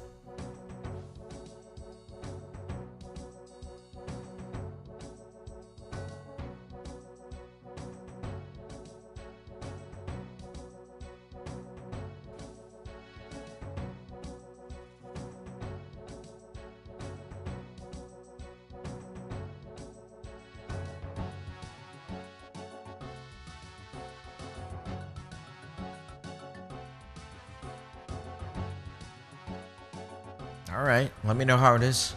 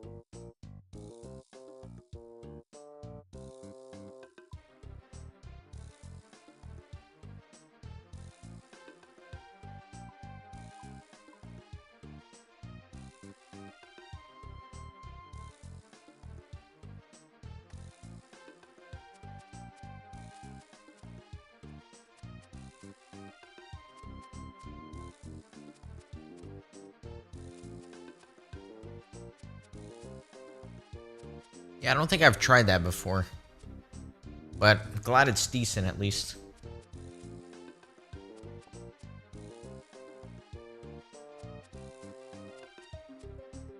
Ah, man, taquitos. I swear I'm getting hungry. I don't really have anything in my fridge though.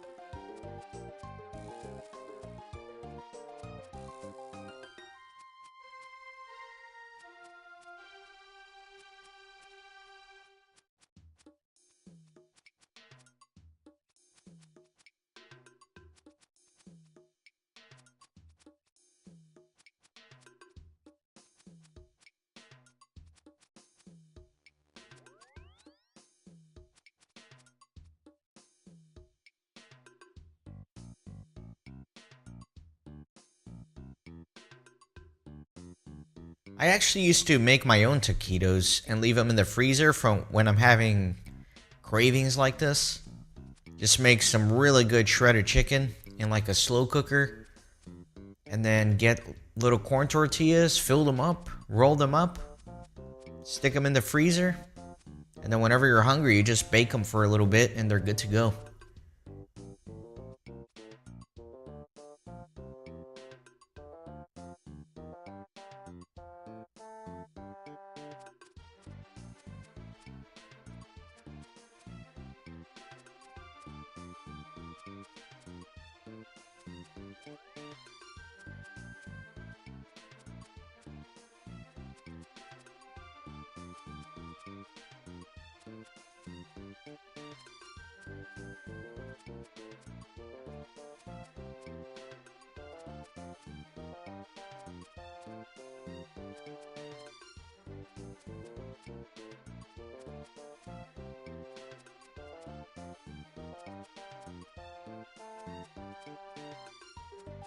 Absolutely. Taquitos is like the perfect snack food. When you're kind of hungry, but it's like in between meal time. I gotta stop talking about this. Because it's late now. Like, even if I had the willpower to go somewhere and get some food, it's like it's late. Everything's kind of closed by now.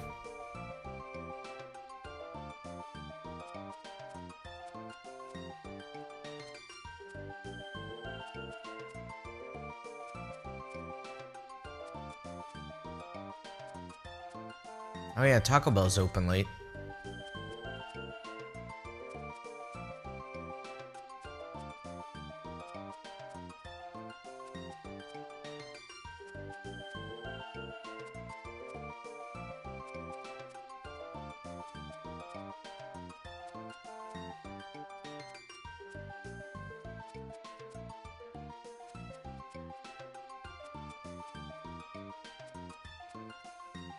I guess there's a bar downstairs from where I live. I could order something and go pick it up real quick. I'll literally just have to take the elevator downstairs.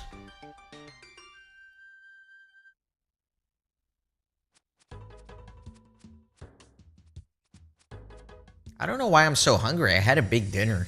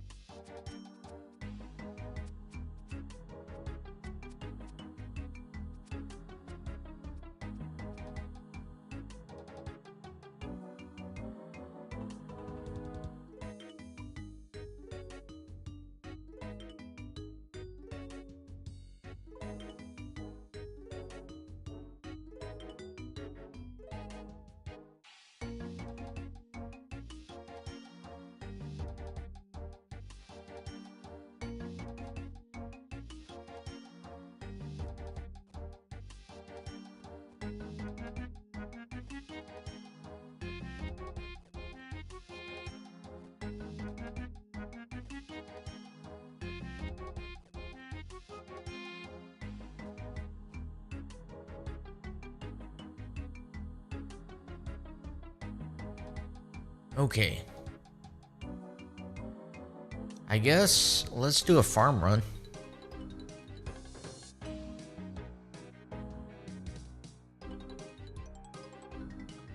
Do I have enough seeds here?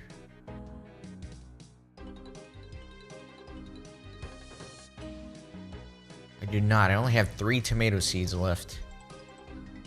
Ah, that's kind of annoying, man. I never have enough seeds.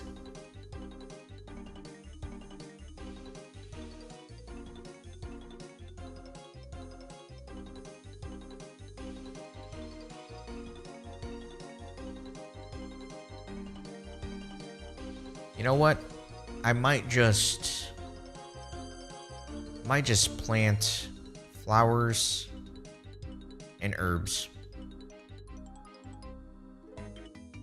Yeah, let's do that.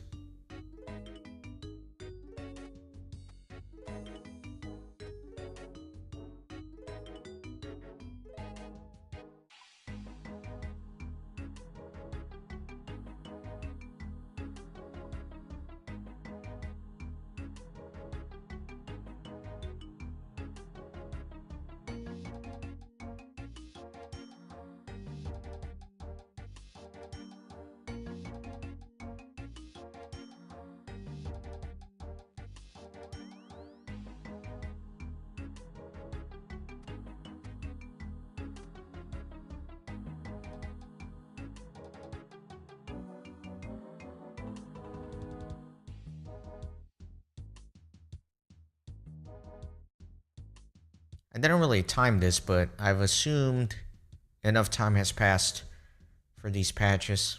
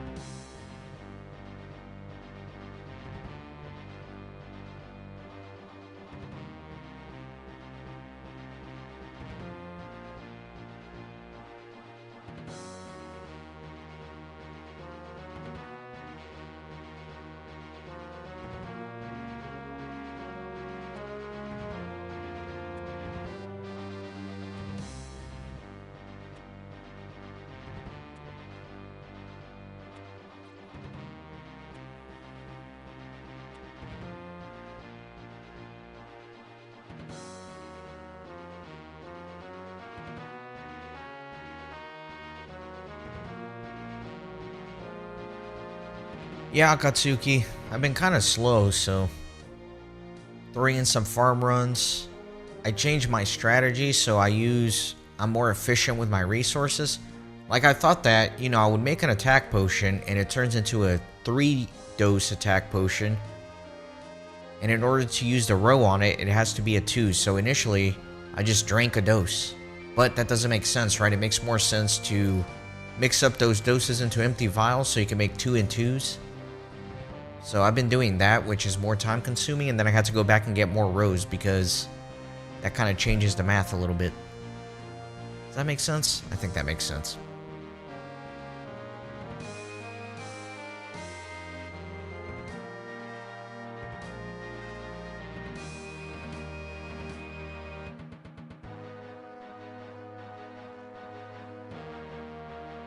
I need to do another chunk of thieving too, because I'm out of seeds for these allotment patches.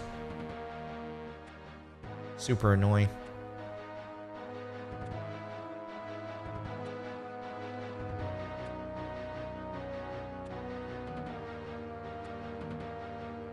The row's not that bad. I'm surprised how long it takes to actually do the herblore part of it. That actually takes a long time. Or at least it has taken me. I'm sure better players are more efficient.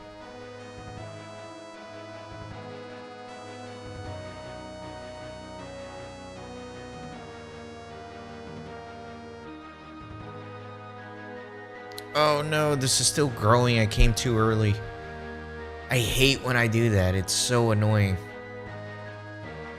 Oh well.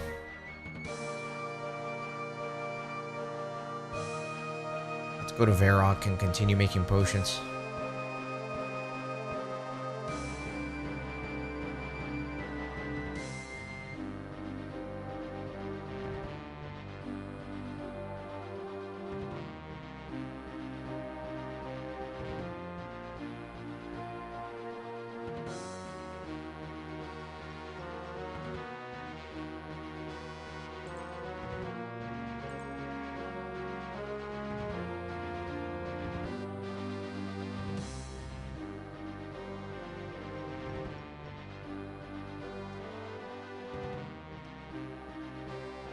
Almost done. I only have 36 more herbs here.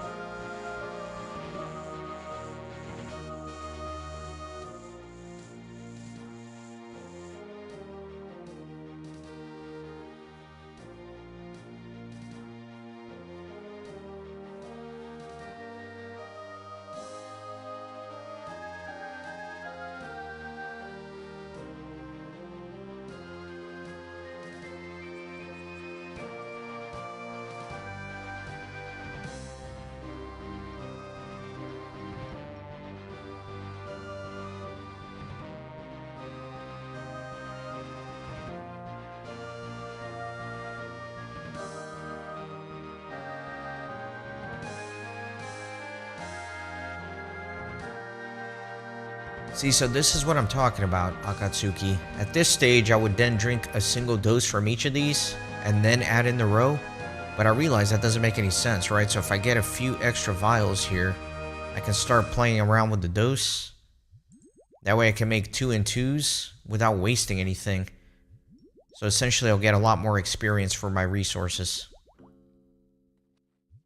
Yeah, and then I mix these 1s with the 3s to make a 4, and then I can split the 4 into 2 and 2.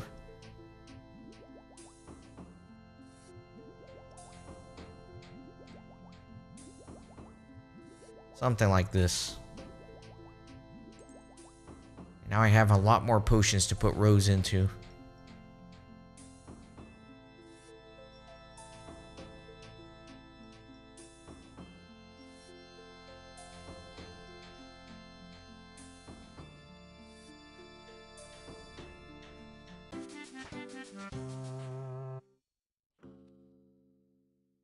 Go to the Grand Exchange. What's at the Grand Exchange?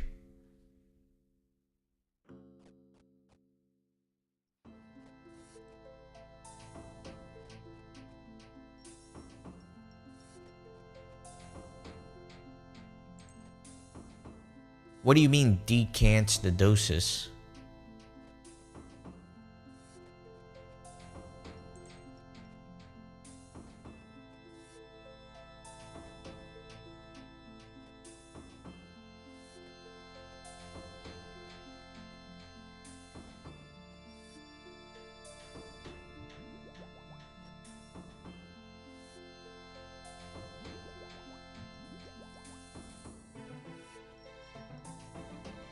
Turn them into the dosage of your choice.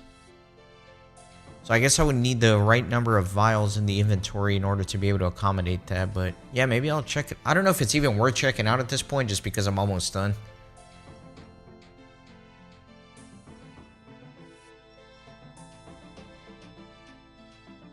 Small fee for vials. See, I have to avoid that.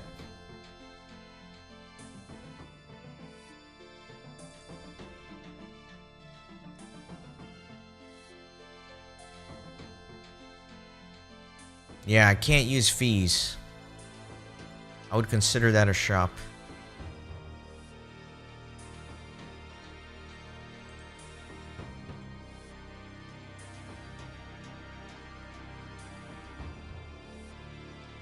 The annoying part is just drinking all these potions once they're made, so I could get my vials back.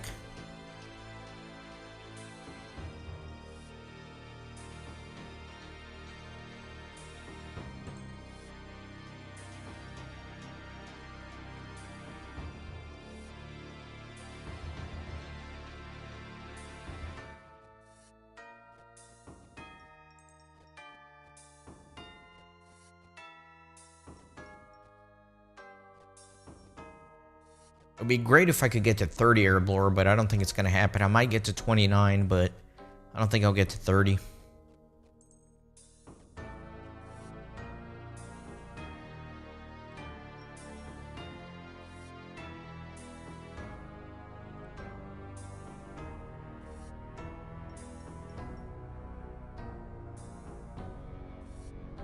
Yeah, the mixing and matching I'm doing here is not too bad, I don't think.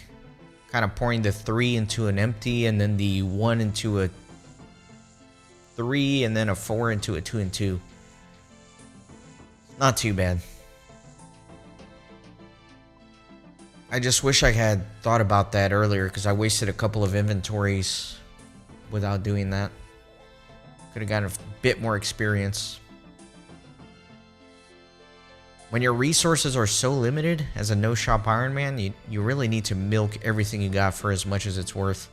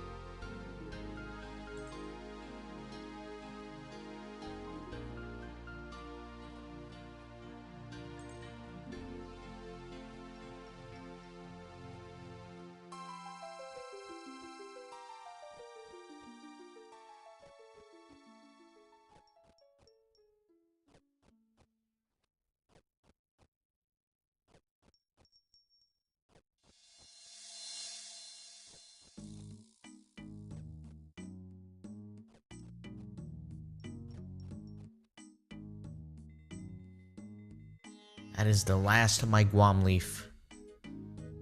8 more potions.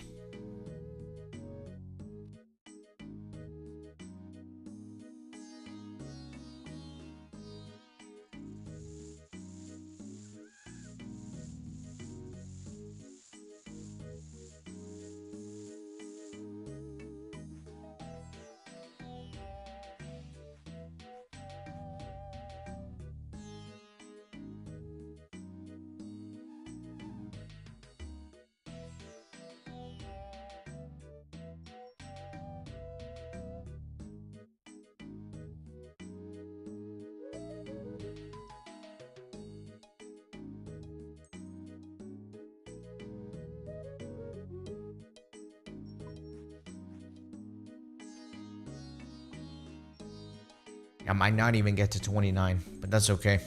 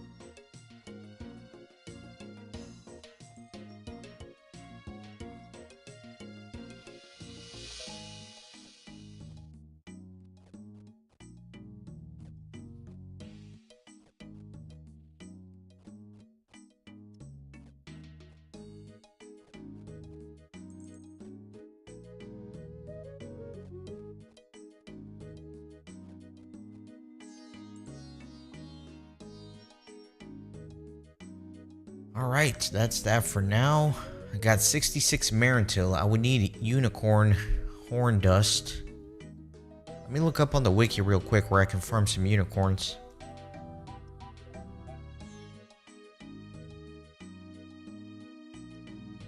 So there's a spawn at 5 south of the woodcutting guild. Let me see exactly where that is. Okay. I guess I could do the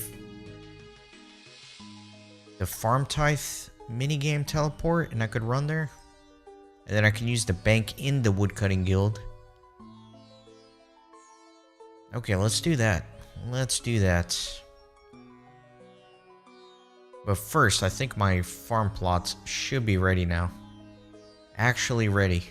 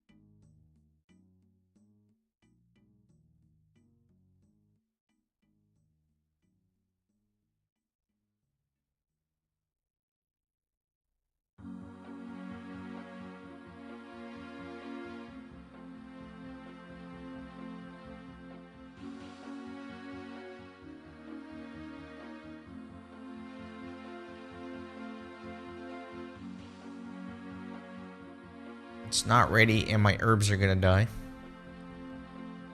How is it still not ready? That's so annoying. Is it just bad timing?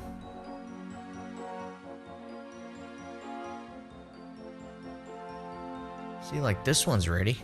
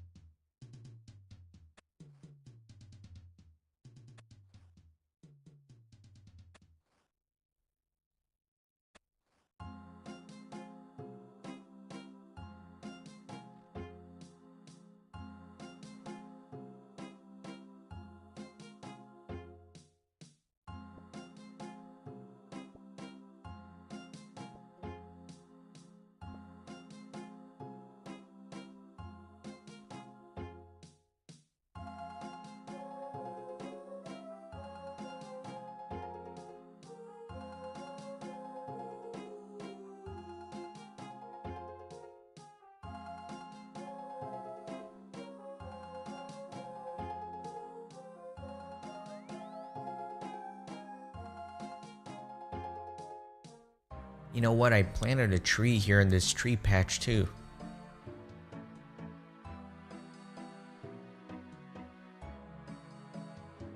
How does this work?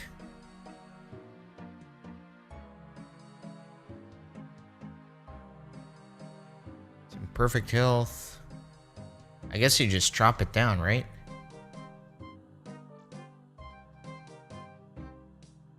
Let me grab an axe.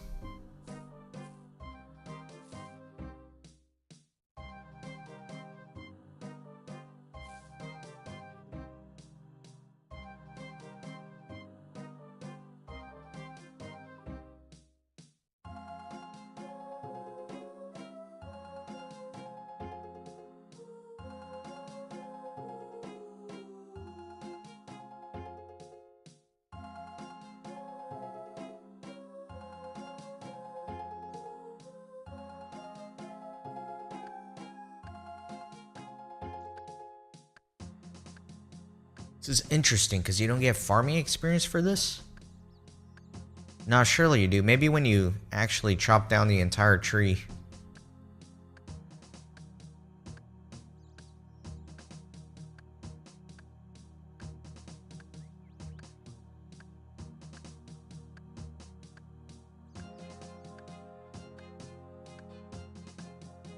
Muffin, I would say both. I really do enjoy this small, more intimate kind of feel to it, but of course it is kind of exciting to see growth.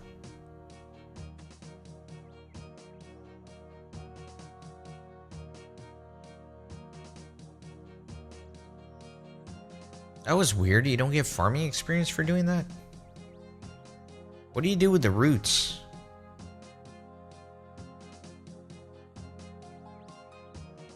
I'll put them in the bank for now. I'm curious. I'm gonna see oak roots.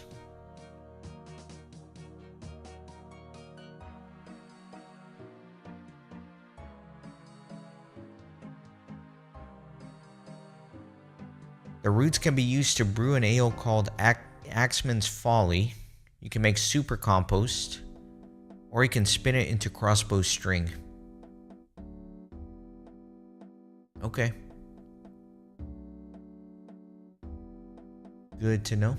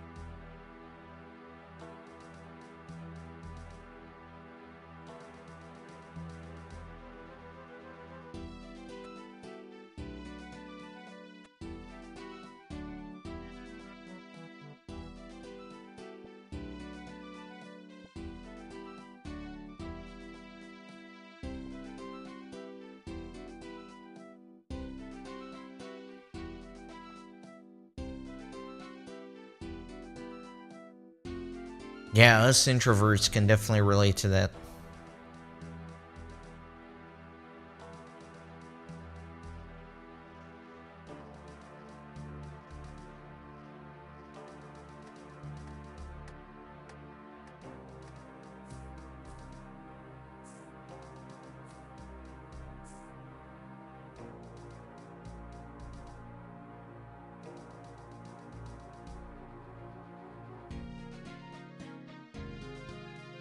Okay, let me go ahead and I guess we'll go to farm tithe or tithe farm.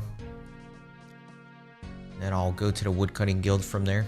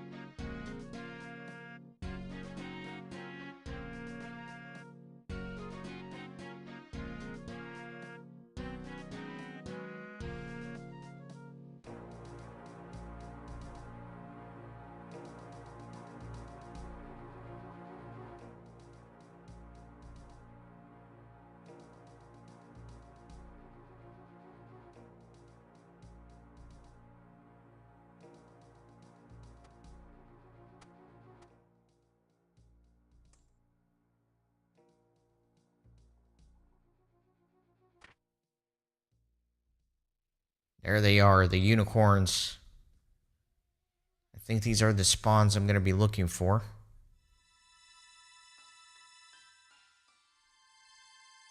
Maybe.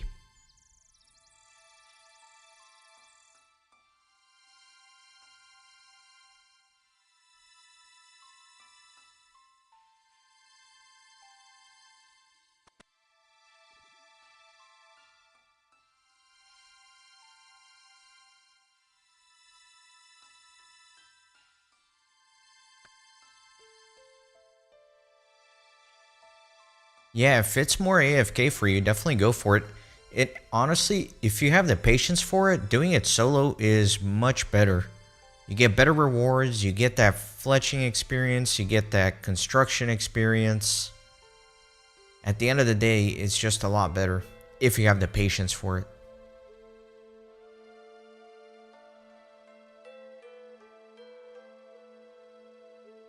I didn't. I wish I did.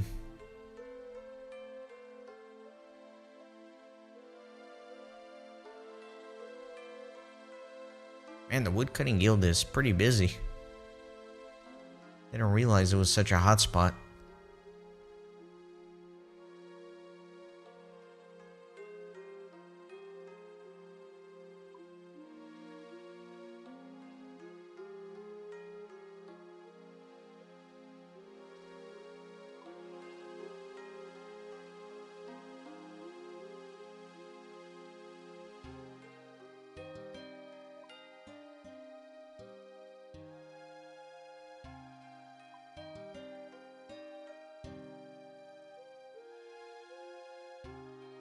To the woodcutting guild people? Let me see. Let me get my baguette. Where is my baguette? I guess it's in my food tab. Even though it's not technically a food.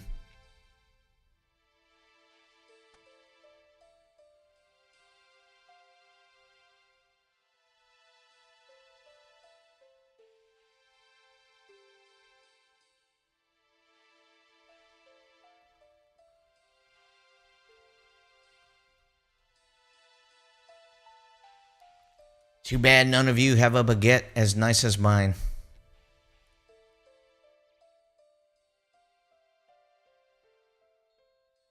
It's gonna do a lap around them.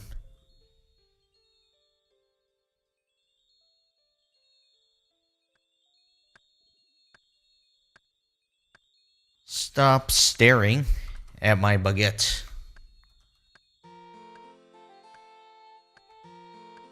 Losers.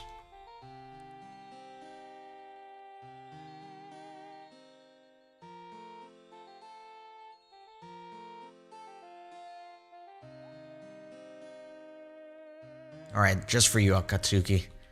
I was douching around with my baguette. Yeah, people like it. People like it. People like the baguette that I almost dropped because I had no idea.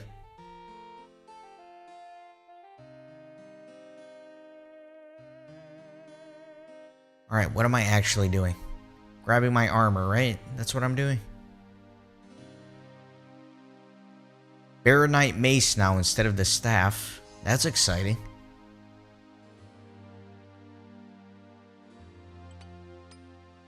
Probably need to take some food with me. Let me start with like 5 salmon and we'll go from there.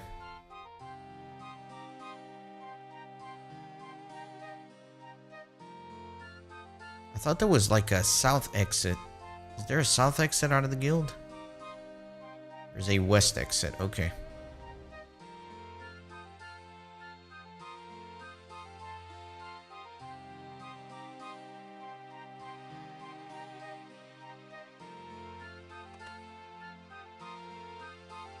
So apparently there should be a spawn of 5 unicorns around here.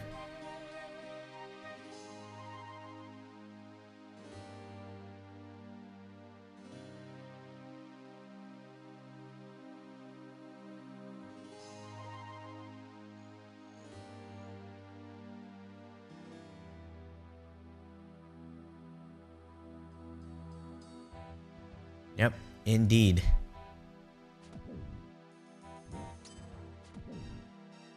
Let me change to pummel. Want to get strength.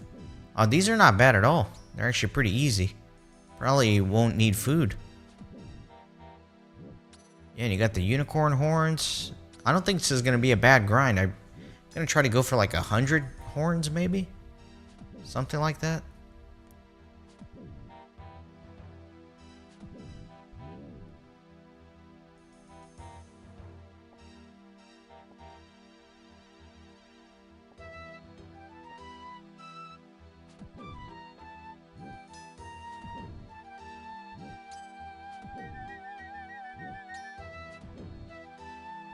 Yeah, I like my new mace. This is nice to use.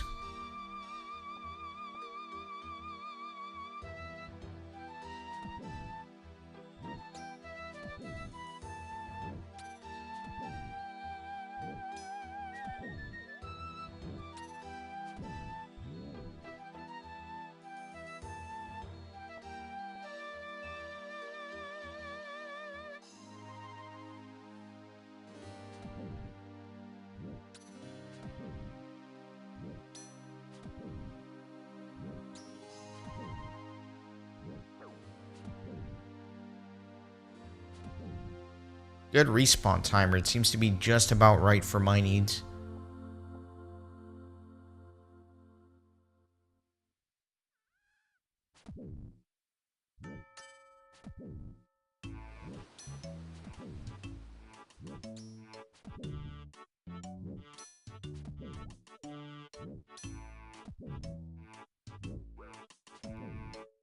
Maybe a little slow.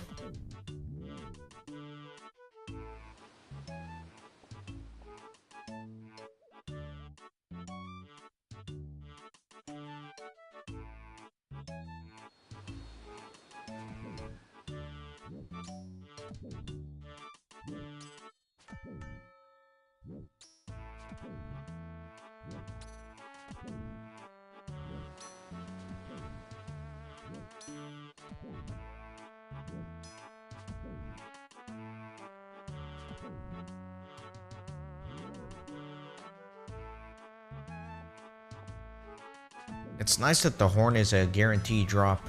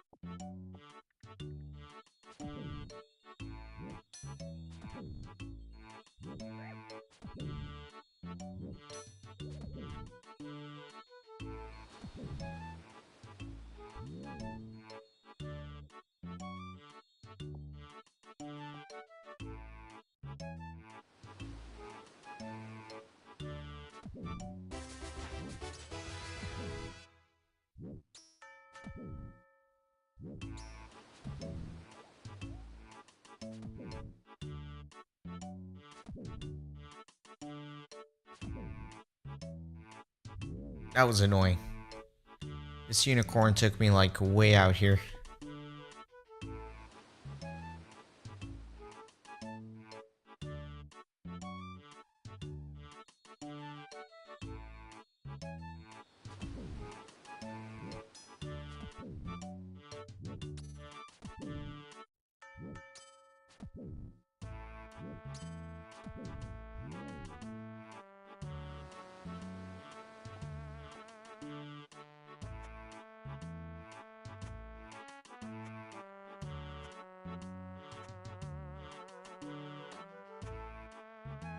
I feel like unicorn bones should be extra special, right? They should get more prayer experience. It's like a mythical creature.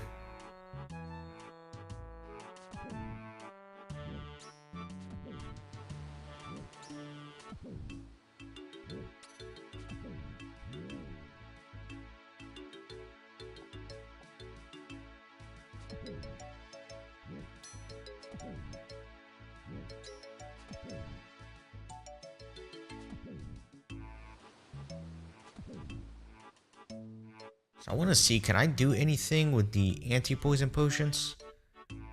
Yeah, anti-poison mix. So I guess I'll have to fish for even more roe.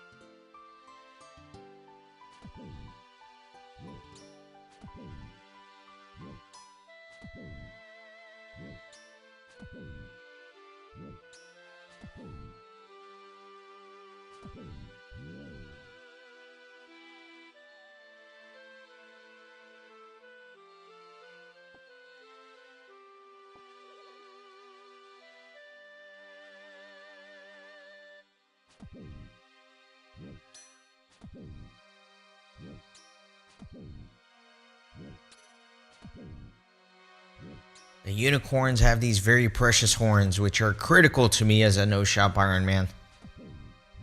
So that's their crime, is having a valuable horn on their forehead. Which actually makes me kind of sad to think about, because that just made me think about the white rhinos and how people have hunted them to extinction just because of their horns. That's super sad. It got to the point where conservationists were sawing off the horns of the rhinos so that poachers wouldn't kill them. Because it's like, if the rhino doesn't have a horn, then why kill it? That was the rationale behind it.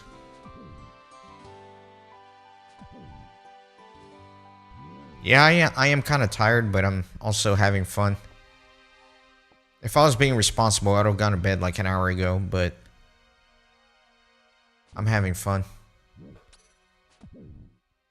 I think at the very least, I'll try to stockpile 100 horns, which really shouldn't take very long. That first one was already, what, like 26 of them? I really thought my combat here was going to be a little worse. It was going to take me longer to kill them, but I'm killing them pretty fast.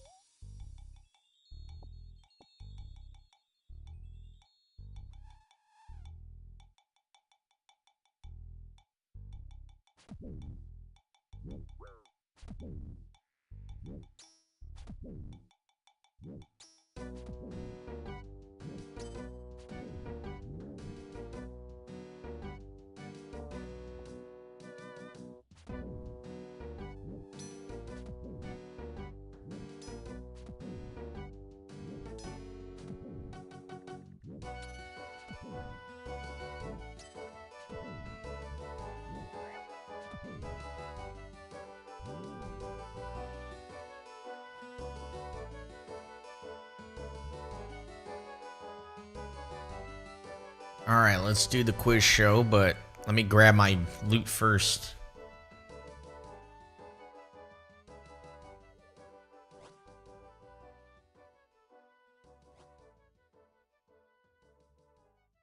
Odd one out.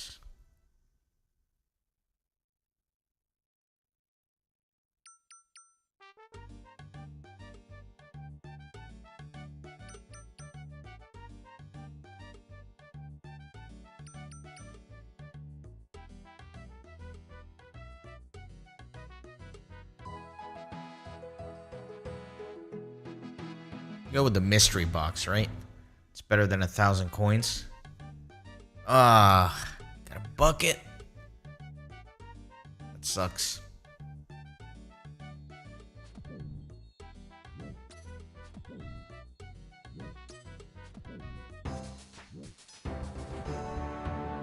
You know, I wonder if you got that ad because we were talking about gaming computer companies. No, don't get an Alienware. They're a bunch of scammers. I got an Alienware. How long ago? Long time ago. Probably around like... What the hell is this? An ensouled unicorn head?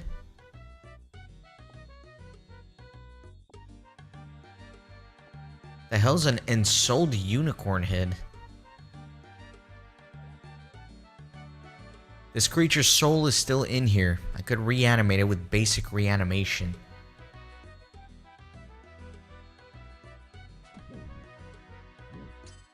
Let me look this up.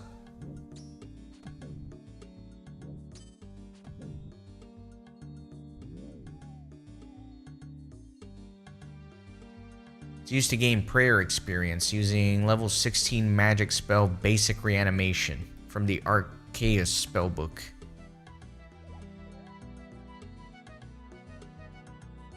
Okay. And it's not that rare. It's 1 in 35. But I guess I can't do it because I don't have the Arceus spellbook, right? So I guess this is just something I'll stick in the bank. Anyway, back to Alienware. I got an Alienware laptop probably around 2008, 2009. Saved up a ridiculous amount of money for it when I was super poor. I actually got it so I could play Lord of the Rings online at more than like 3 frames per second. Anyway, didn't have it very long before the thing literally started melting. It had a design flaw in it to where there wasn't enough ventilation. The laptop literally melted. And I started trying to get like some support from them and just something. And they wouldn't do anything. And then I went online and apparently a lot of people with the model of laptop that I had were having the same exact thing. So it was a total design flaw. Somebody filed a class action lawsuit. It was a disaster. They wouldn't do anything to help at all.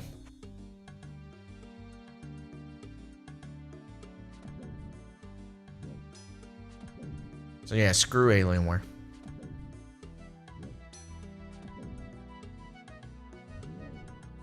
I got so mad at them that like after my 27th time calling them, I was like, you know what? I'm going to tell everybody I know never to buy an Alienware. So here we go. This is when I finally can take my revenge. There's actually somebody listening to me. No, do not get Alienware. Don't do it. Don't give them a penny.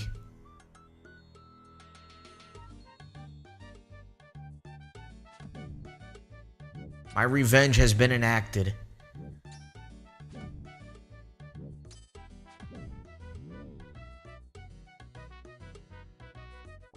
No, I don't care if it's almost 20 years later. Don't give them a penny.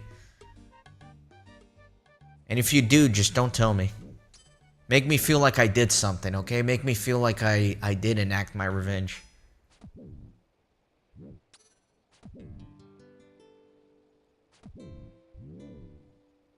Dude, that's pretty sick. I feel like I want to invest in uranium just so I can say that.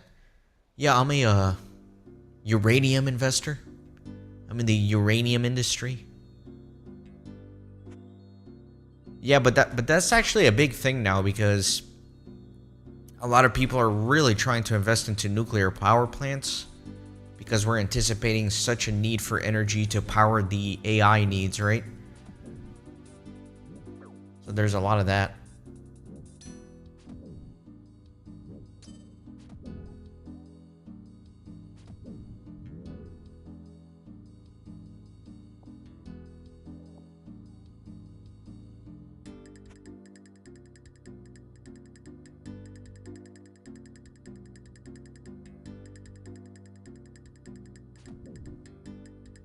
I don't know, I feel like investing in uranium is probably bad. Because you probably like own a tiny share of some mine in Africa where there's like child labor, they're sending like 6-year-old kids into the uranium mines.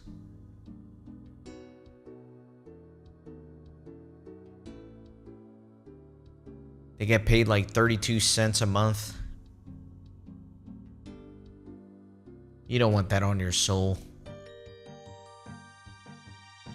And then there's a nuclear meltdown incident, and they're like, oh, Akatsuki, were you a shareholder in Uranium Investment Co. that just had a nuclear meltdown after employing children to mine uranium? And now there are people growing with 7 heads and mutants all over this town because of your company? And you're like, I just own 2 shares, bro. I don't know. That's 2 shares too many. Off to jail with you, Akatsuki.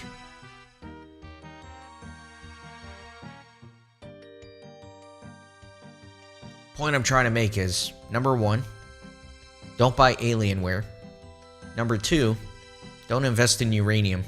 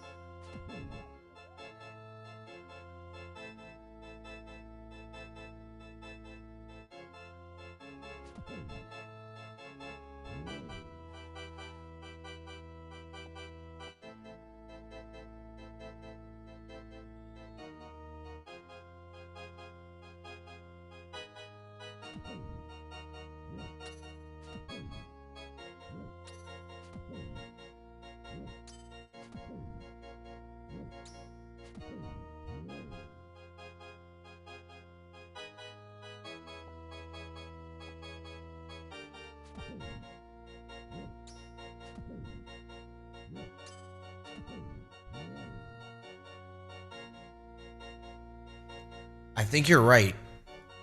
What was that scam company called that was advertising like crazy?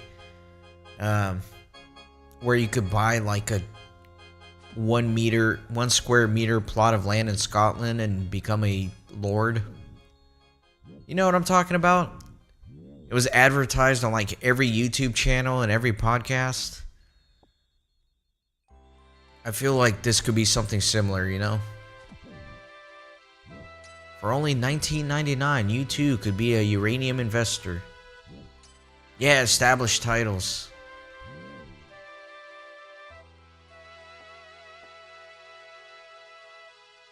It could be the same thing, you know?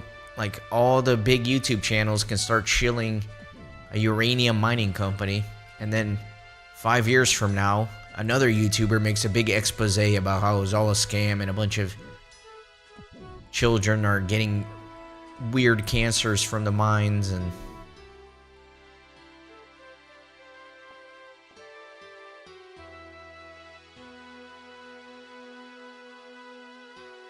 I think it's funny that there's such a big market on YouTube now for scam exposés, right? Like, that's become one of the new YouTube metas, is exposing scams on YouTube or exposing scammers.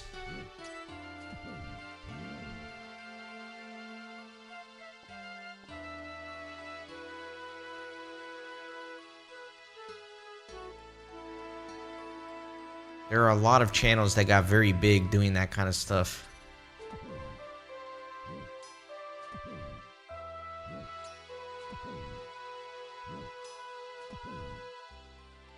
Yeah, it's like the new YouTube meta, I'm telling you. You want to start a YouTube channel in 2024? Start exposing scams. Better yet, start exposing other YouTubers. Like the whole Mr. Beast thing, I don't know too much about it, but I know that like one day everybody loved him, he was the greatest thing ever, the best person in the world, and then one person saw something wrong and did like an expose on it, And like everybody jumped on that train just trying to get their moment of fame. Everybody just pounced like a bunch of swarms. Not saying what he's doing is right or wrong. I don't even know too many of the details. I'm just saying what I noticed is everybody jumped in trying to get something out of it.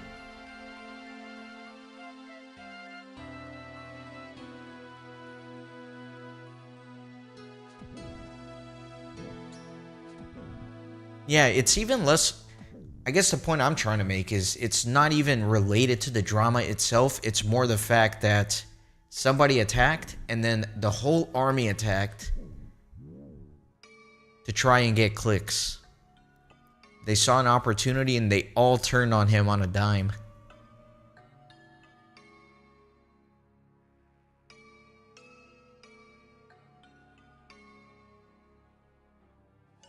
It's like you see some of these YouTubers like, bro, you were kissing Mr. Beast's ass like a week ago, and now all of a sudden you got like this super clickbaity title with a clickbaity thumbnail trying to get your moment of fame by jumping on the bandwagon.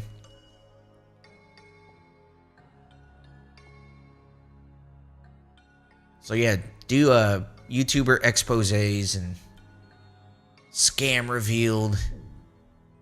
That's the key to a successful channel in 2024. Of course, I give you guys this advice. I'm gonna wake up tomorrow. Akatsuki and Muffin are gonna have brand new YouTube channels. Renaissance Gaming exposed? Question mark.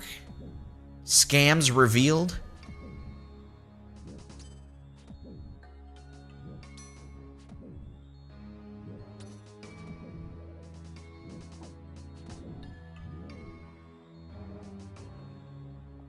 You thought he was just an innocent gamer.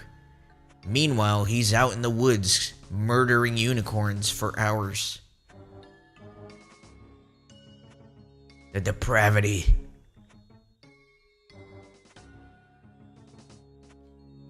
I should. Maybe that's my calling in life.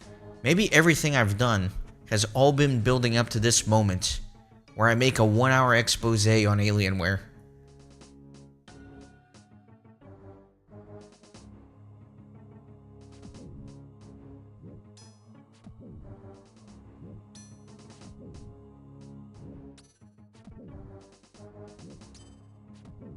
Damn, already in post.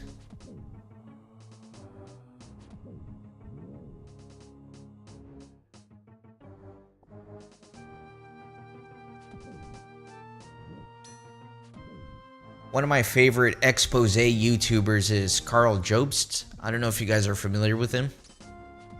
He kind of started out as a speedrunner. He was very big in the GoldenEye speedrunning community. And then his channel kind of slowly morphed into exposing cheaters in video games, specifically speedruns. So people who do speedruns but they cheat.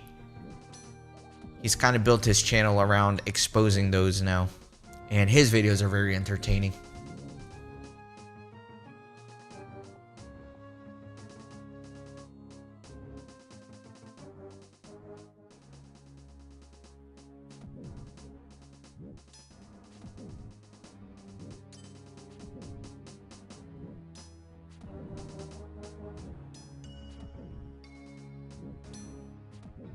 He's got a whole saga with Billy Mitchell, who's like this very eccentric guy that claims he has the Donkey Kong world record on the arcade from like decades ago and was a total fraud. He's been like touring the country and making a career based off that lie that he had the world record or whatever. He got exposed, but he's very litigious, so he sues like everybody who mentions his name, so I don't even know why I'm bringing this up. Next thing I know, the lawyers are going to be knocking on my door.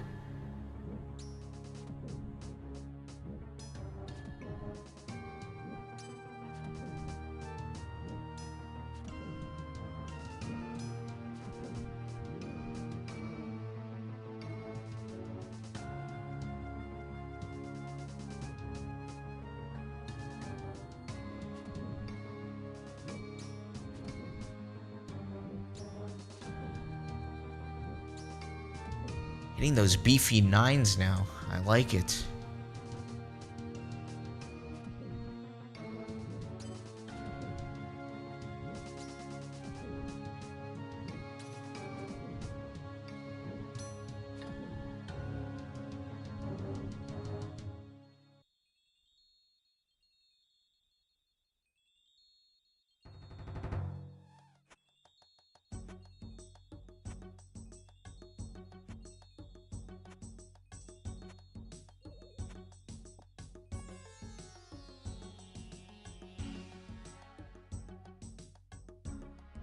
Let me look up the drop table for unicorn. I wonder if they drop anything interesting.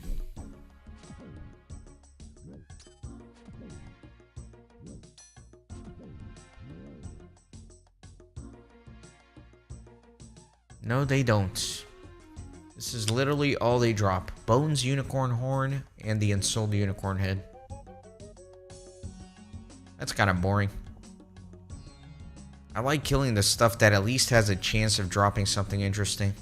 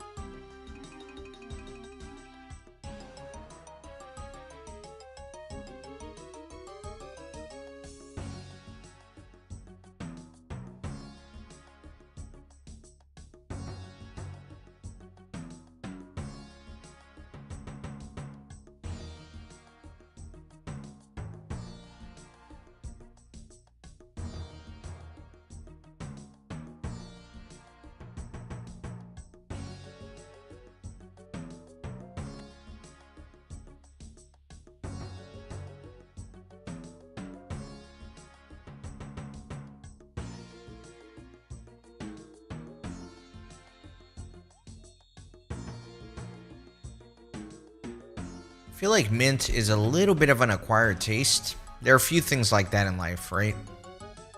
Like coffee, for example.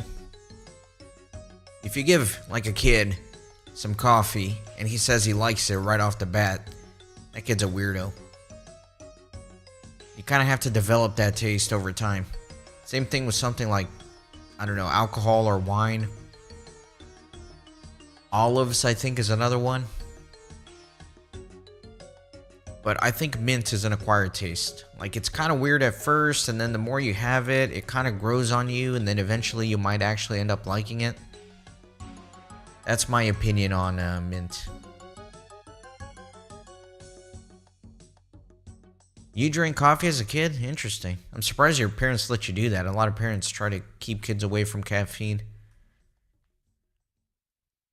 Yeah, maybe I'm just speaking for myself or a few others. I know it's not like everybody, but I think most people, like, when you're a kid or a teenager, you try coffee and you think it's gross, and then you start getting into college and you're like, all right, well, I need the caffeine. Let me just try this coffee thing again, and then it grows on you.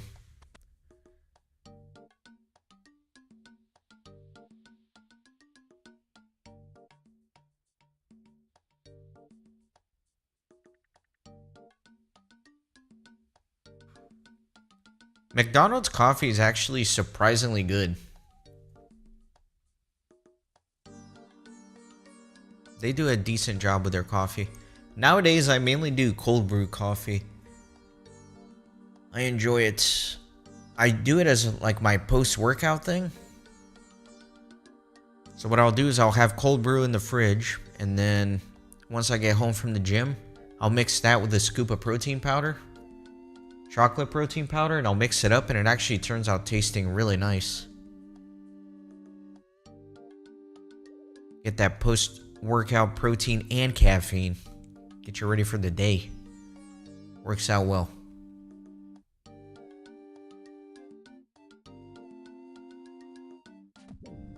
But no, you're not weird for not liking mint. But I think that the more you have it, the more you might end up liking it.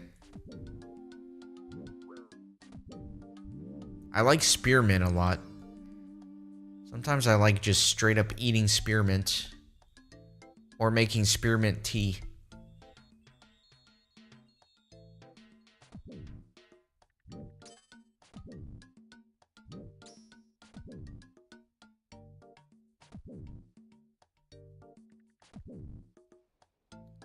Thoughts on September? September's alright. It feels like a transition month, right? Like between summer and fall.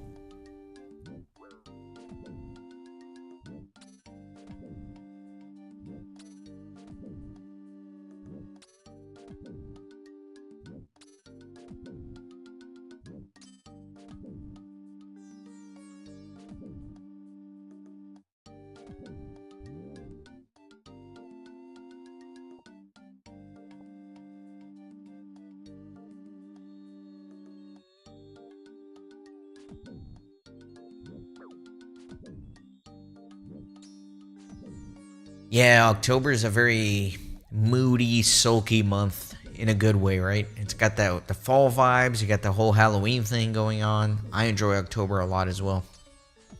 I'm looking forward to experiencing October here for the first time in Virginia, just because you'll kind of get that changing of the seasons apparently, where all the leaves change colors and it does get more of that fall mood. Where I was in Texas before, you don't really get that.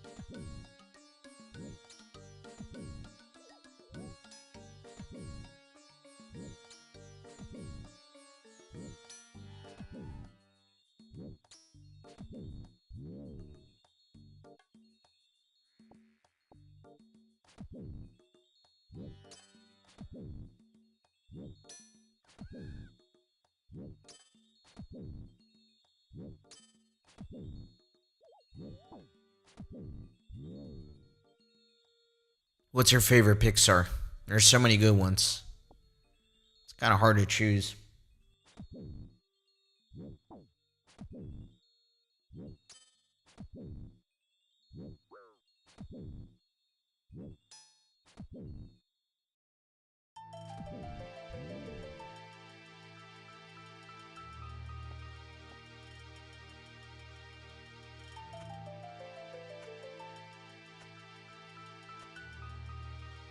Oh man, Ratatouille's spectacular. That's a good choice.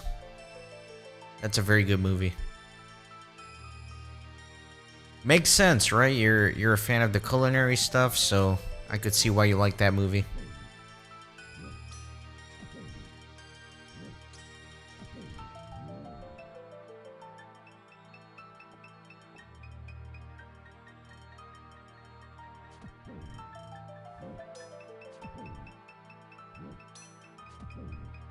You know what? Now that you mention it, I forgot this, but I saw Ratatouille before it even came out in theaters. Can you believe that? I actually used to work at a movie theater in high school. And so they would do employee screenings of movies, like before it was officially released. And I went to one for Ratatouille.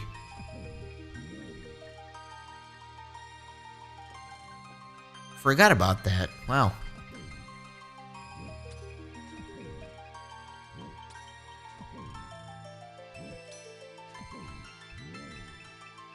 What year did that movie come out?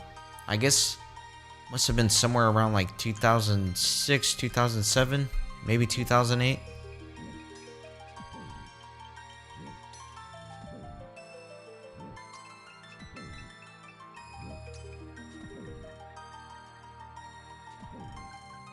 I actually didn't go to too many movie screenings when I worked there. Definitely Ratatouille. I might have gone to one or two others, but I guess they were not memorable enough for me to remember. Yeah, 2007. Makes sense. Guess I was a junior in high school back then.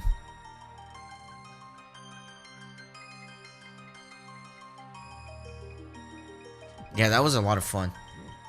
I took that job because, oh my god, kind of embarrassed to say, but I had a crush on a girl from school who worked there. So I was like, you know what? What if I get a job there? But then made a lot of good friends working there. So it was a lot of fun. Like, there was a whole crew of us, and we just had a great time working there. And we got to go to those employee screenings. Good times. Made absolutely garbage money. It was before they raised the minimum wage in Texas. So I'm pretty sure I was making like $5.25 an hour. $5.25 an hour, that's so crazy. That's such garbage.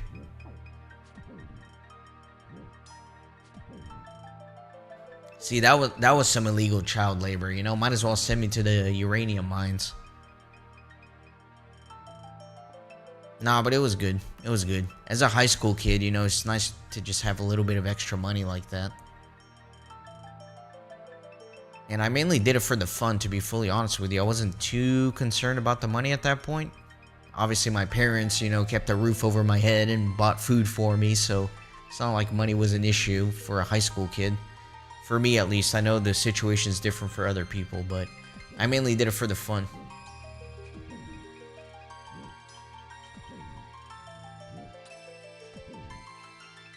Ah, Muffin, I have no idea. This was 2007. I'm sure things have changed dramatically since then. It was nice because, like I said, like, I didn't need the money, right? That was just a little bonus. I feel like if you're trying to make a living and you're working at a movie theater, it might be difficult. It might be difficult. I would imagine movie theaters are kind of struggling nowadays. It doesn't seem like many people go to it. A lot of producers will release their movies like direct to streaming. I'm actually surprised movie theaters have still survived.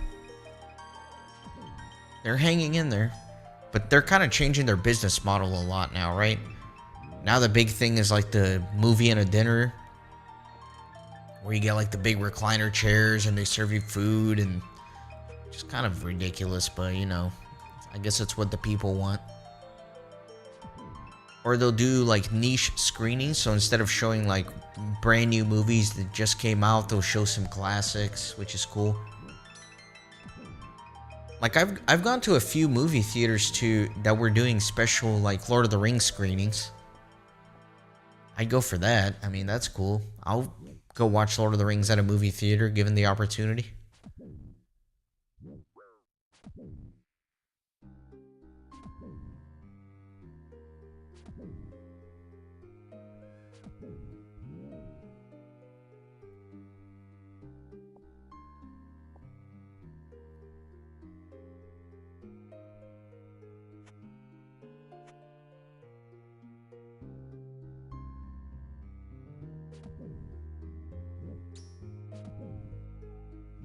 Yeah, they do a lot of that now. Retro screenings, I guess that's a good term for it.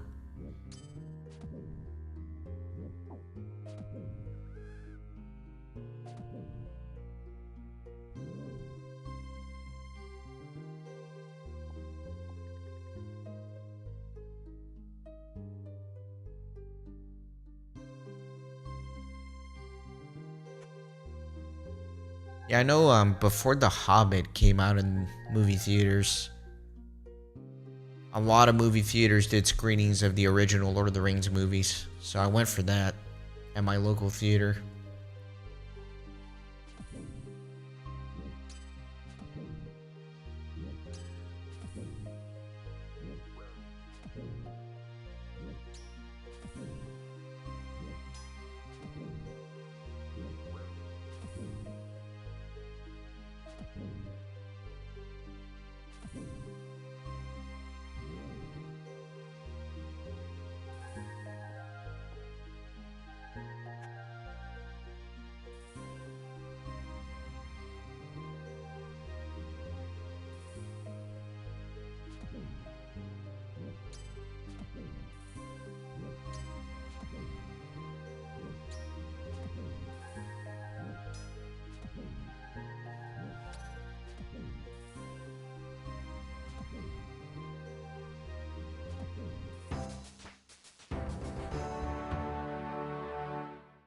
I will say though, as much fun that I had working at that movie theater, there was one time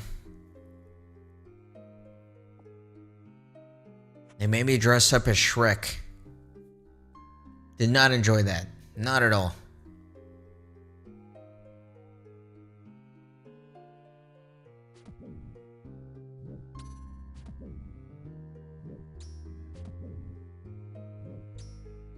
I don't remember if it was Shrek 2 or Shrek 3. I would have to look at the dates of when the movies came out. But again, it must have been somewhere between 2006, 2008. So whatever version of Shrek came out between those years, that's the one that it was. It might have been Shrek 2.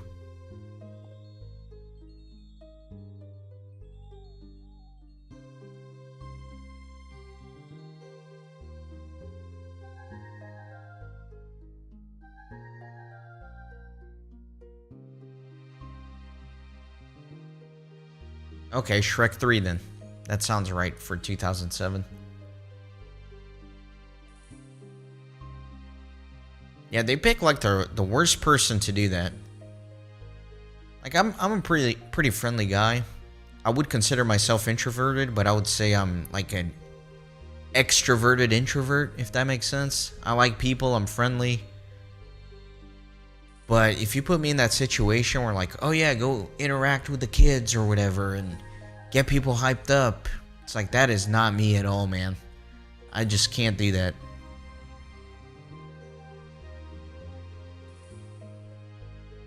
I don't know how I got picked to do it.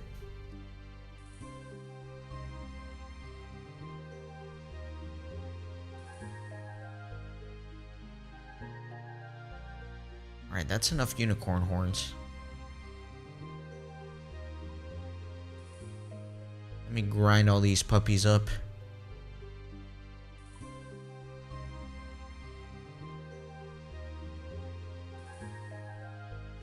Really? I don't get anything for this? I don't get crafting experience or anything?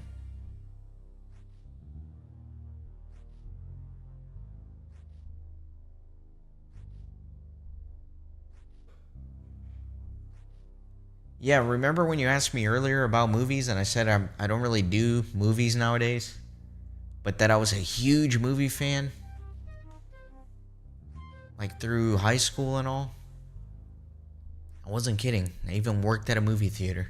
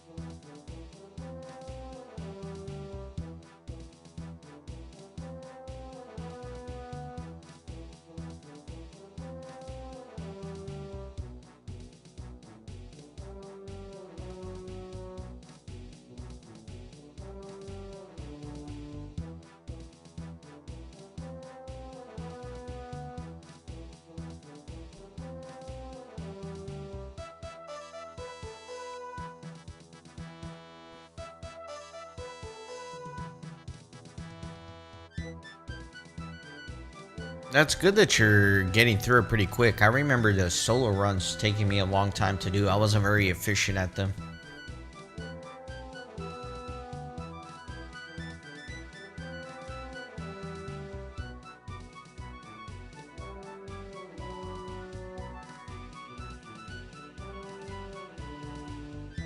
It'll be worth it when you open up those loot boxes.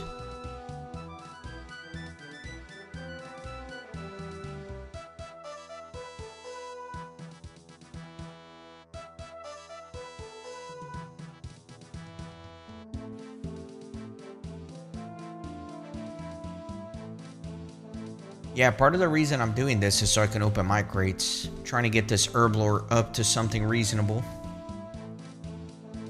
I don't want to put this off indefinitely. I noticed I'm running out of bank space actually, so I have to open these boxes sooner rather than later.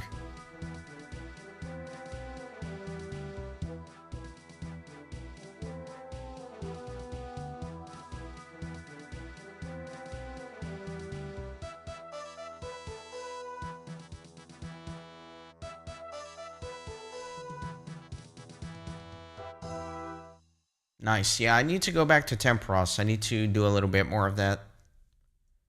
The rewards are pretty helpful, especially the oak and regular planks. In fact, I need to do that soon because I need some oak planks to rebuild all the stuff in Fossil Island.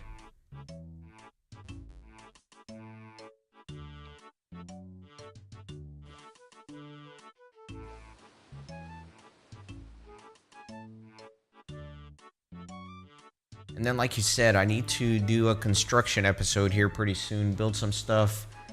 At least a crafting bench so I can make those clockwork mechanisms.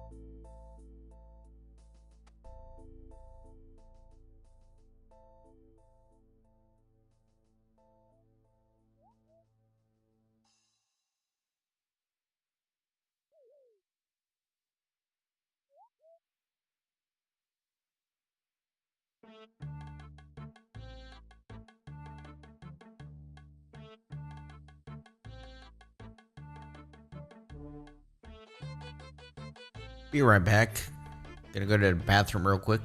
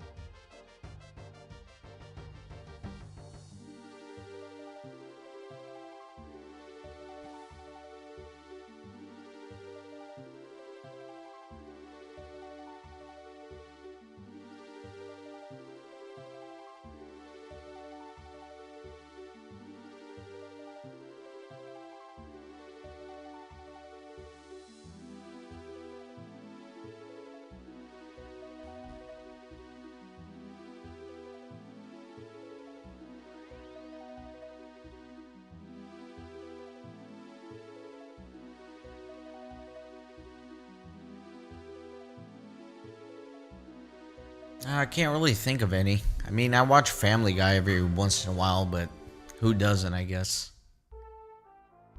Sometimes it feels like it's the only thing on TV. It is pretty funny. I do enjoy it, but have not seen like every episode like I have with South Park.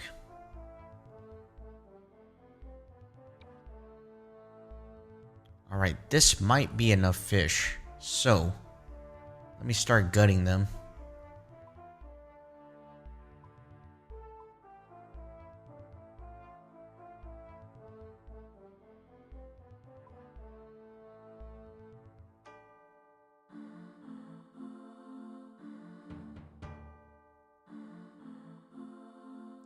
You know, I watched a few episodes of Rick and Morty just because you always hear people talk about it. I couldn't really get into it.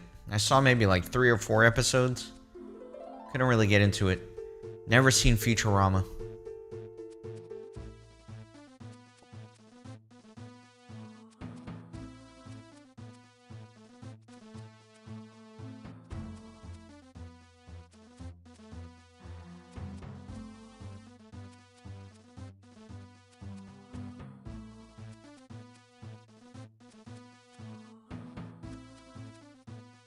Oh boy.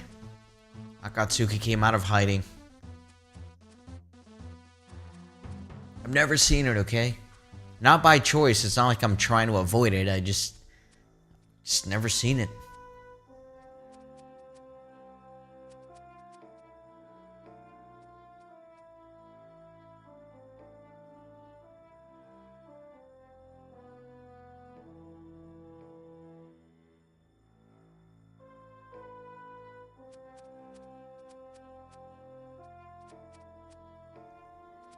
I've seen some Futurama memes.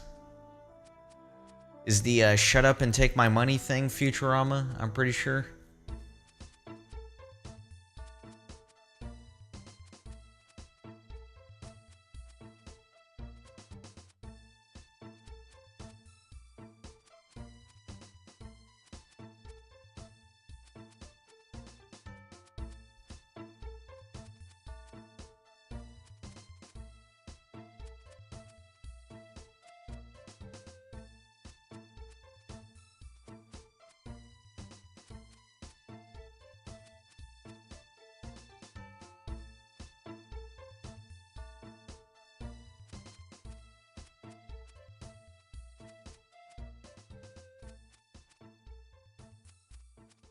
Man, these trout kind of suck.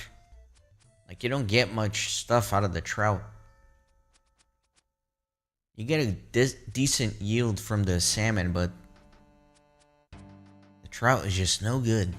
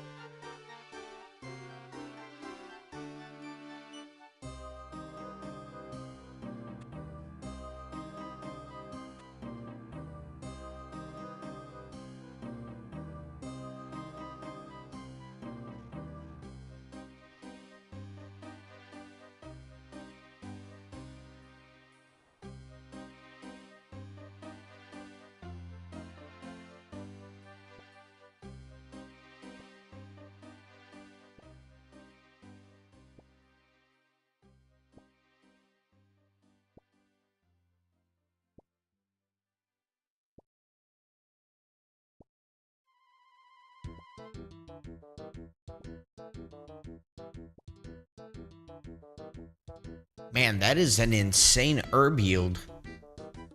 Look at that. 15 herbs from one patch? That's crazy. Never seen that.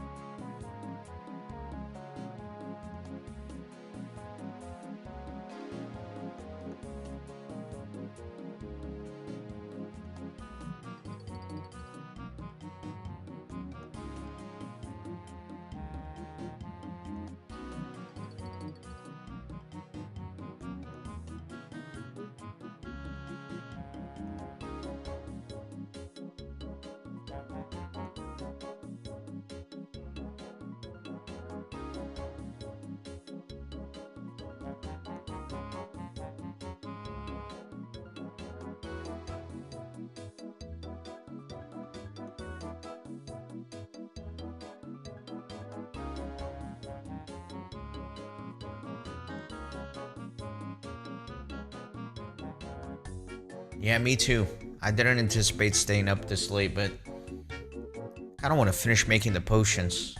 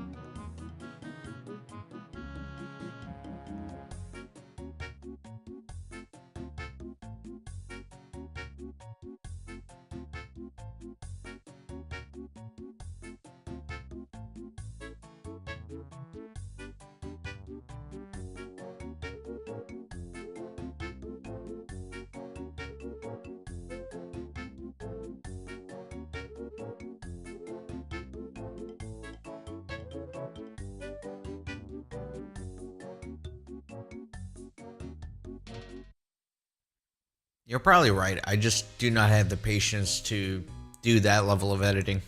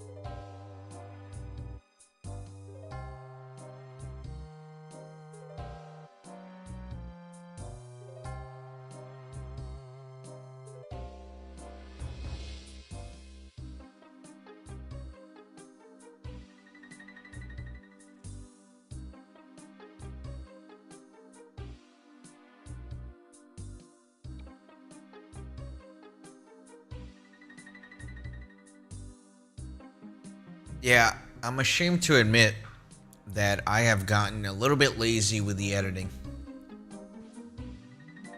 I've started to dread the editing. So I'm trying to make it as easy and quick as possible. I need to kind of reverse back the other way a little bit. I need to be a little more involved with it. Can't be as lazy as I've been. I'm still kind of trying to find my voice for the Old School RuneScape series, at least. This one's a little bit awkward and different, right? Because there's like so many things going on and I don't know where to put it, how much to recap streams at episodes. I'm still trying to work all that out.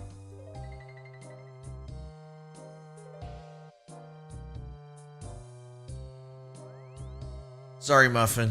I would tell you a bedtime story, but I'm pretty tired myself. I'm struggling just to keep my own brain waves going.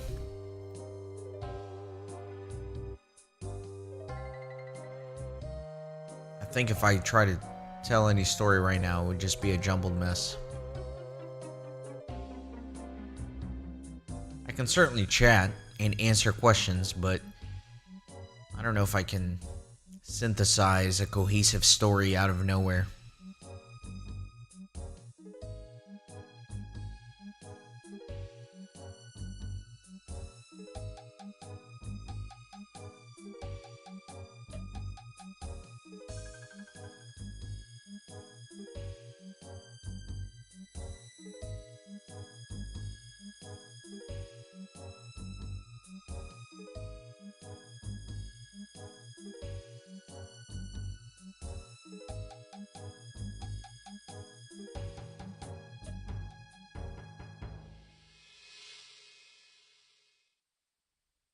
Definitely Android 18 from Dragon Ball Z, without a doubt.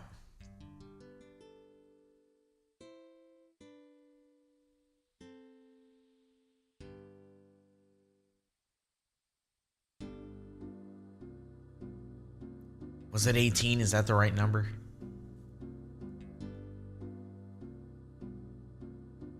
Yeah, Android 18. 100%. That was definitely my cartoon crush.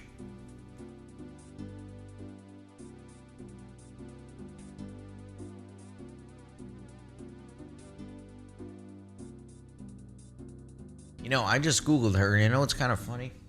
You had asked about Zoe because of Mario Party in the past. She kind of looks like Android 18.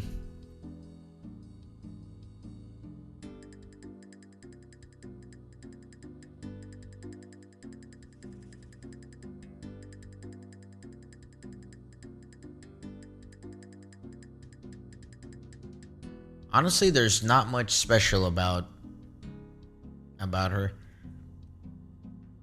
I think the most special thing would be the fact that she was classically supposed to be an evil character, right? But she kind of switched sides and joined the good guys. I guess that's the most unique thing about that character. Besides, of course, that she's not an actual person. She's a freaking android.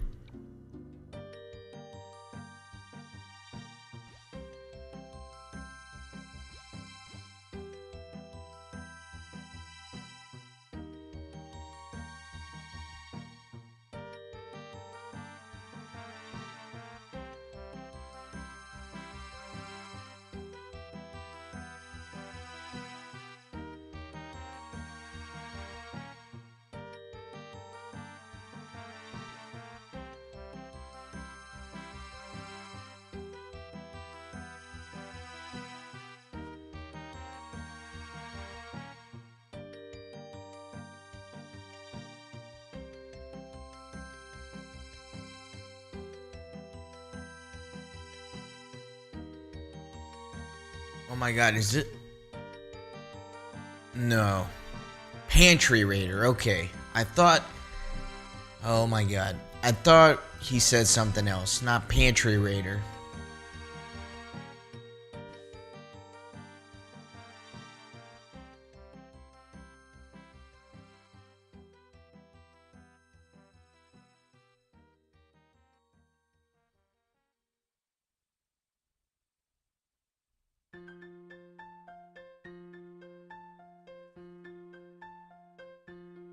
Yeah, Krillin ended up marrying Android 18 in the show. Which never made sense because Krillin's such a little weirdo. I never liked that character.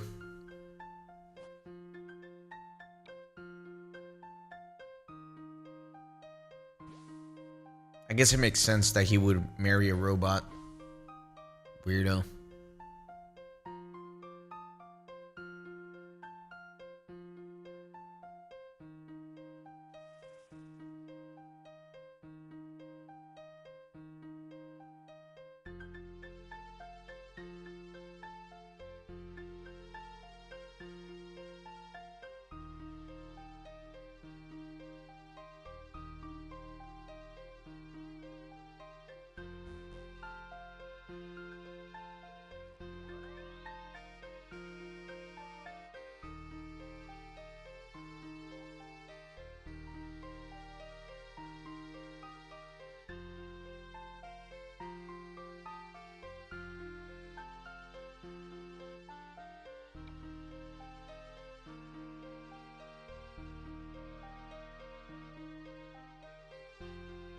Let me do one more fish run and then I think I can start making potions.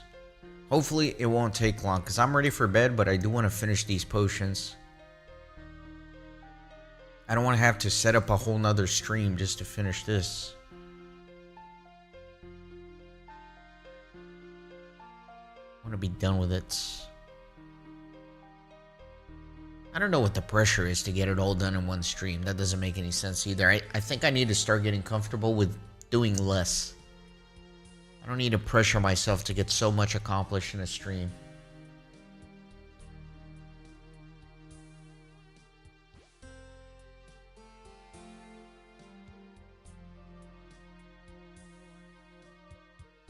Muffin is just a giant game. It came out in 2007 and they've been constantly updating and expanding the game since then. Thousands of quests. Ridiculous amount of content. So it's a lot to get through.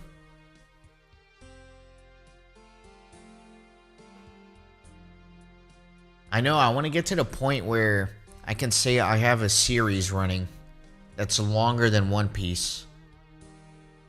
That would be cool. That would be a cool record to claim. What's One Piece at? Like 1,200 episodes or something?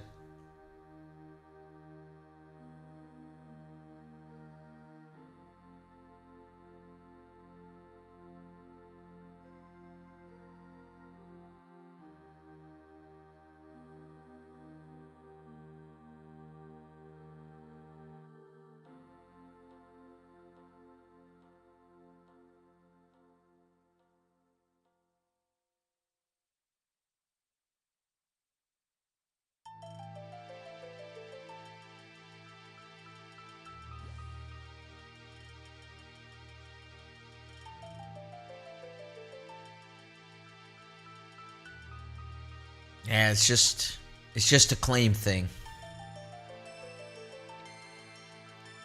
You know, when you get stuck in the elevator with a cute girl and she's asking, what are your accomplishments in life, sir? I can look her in the eye and I can say, well, I have a series going that's longer than One Piece. How do you like that? And at that point, she would start clawing at the elevator door saying, get me out of here. What a weirdo.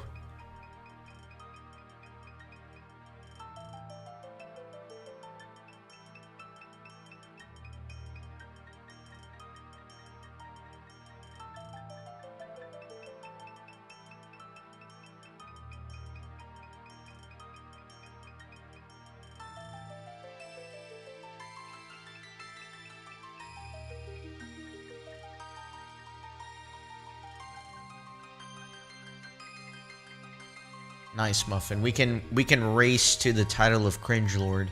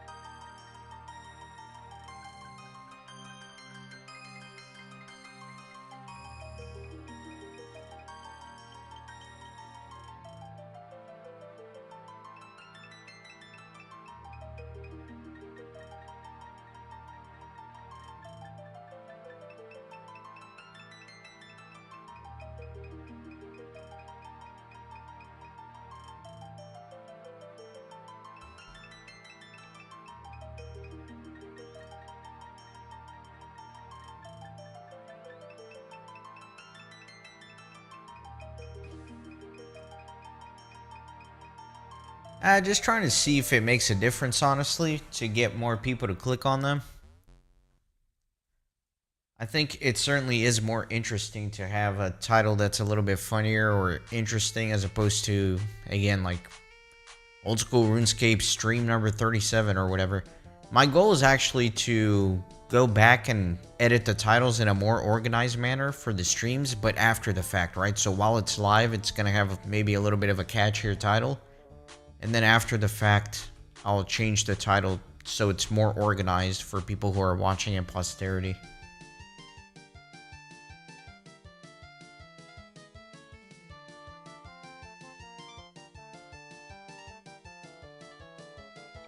Okay, I think that's enough fish. Let me gut them.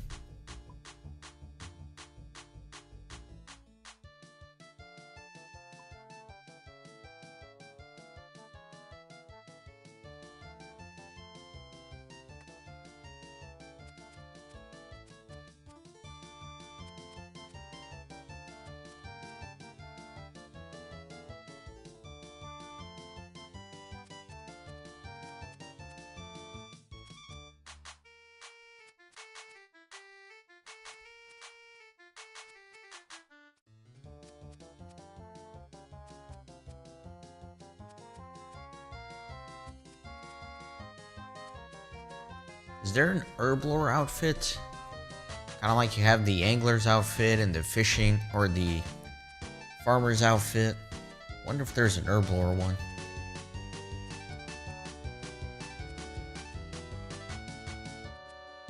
I also wonder when they're gonna make a minigame for herblore, right? It seems like most minigames or most skills have a minigame attached to it,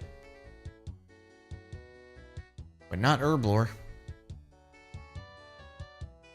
Not good old herblore. Even rune crafting, right? You got Guardians of the Rift.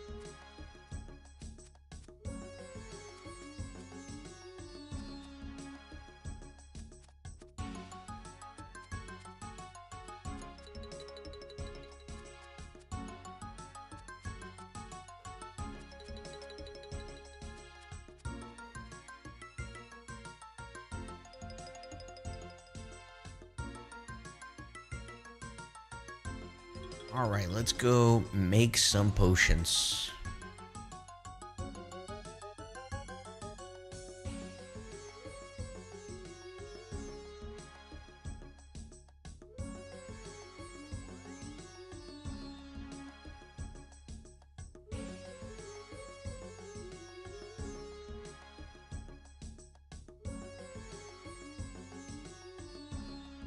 How do you know he's a witch? He looks like a witch.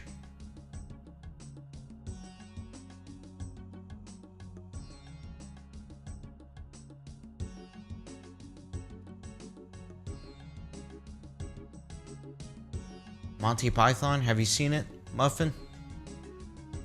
You seem to be a bit of a movie guy, but that one's a pretty old one. An old but a classic.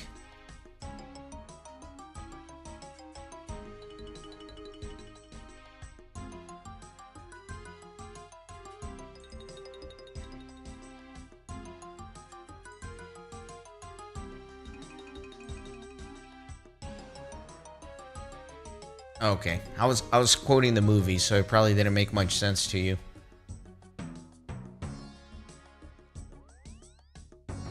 There's a part where this poor lady's getting accused of being a witch.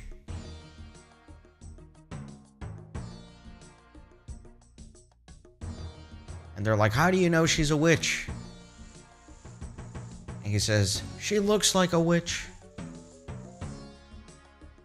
It's a funny movie. Of course, the jokes never hit when somebody's retelling it, right? But whatever.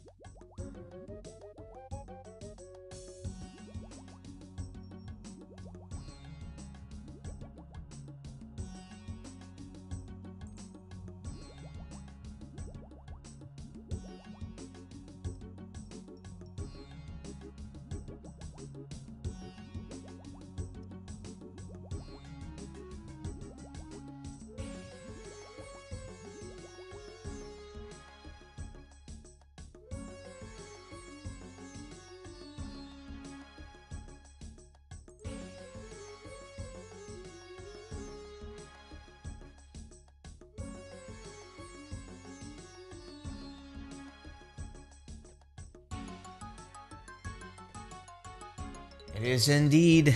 It is indeed. I'm almost done here, thankfully. You should go to bed, but I'm going to finish these potions and then I'm going to head out. I don't think it's going to take too long. Maybe 30 minutes at the most.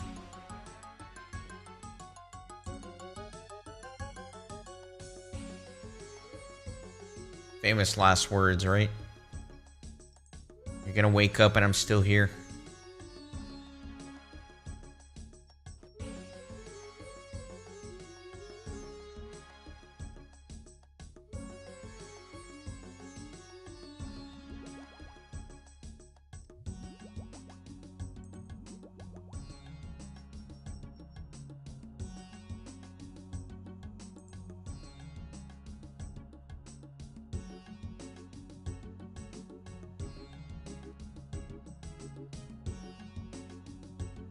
I got the wrong item.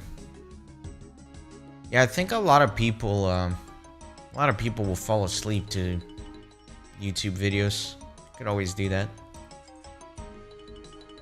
I think now I saw a feature where you can set the video to auto sleep after a certain amount of time. So you could set it for like 30 minutes or something, and then it turns off.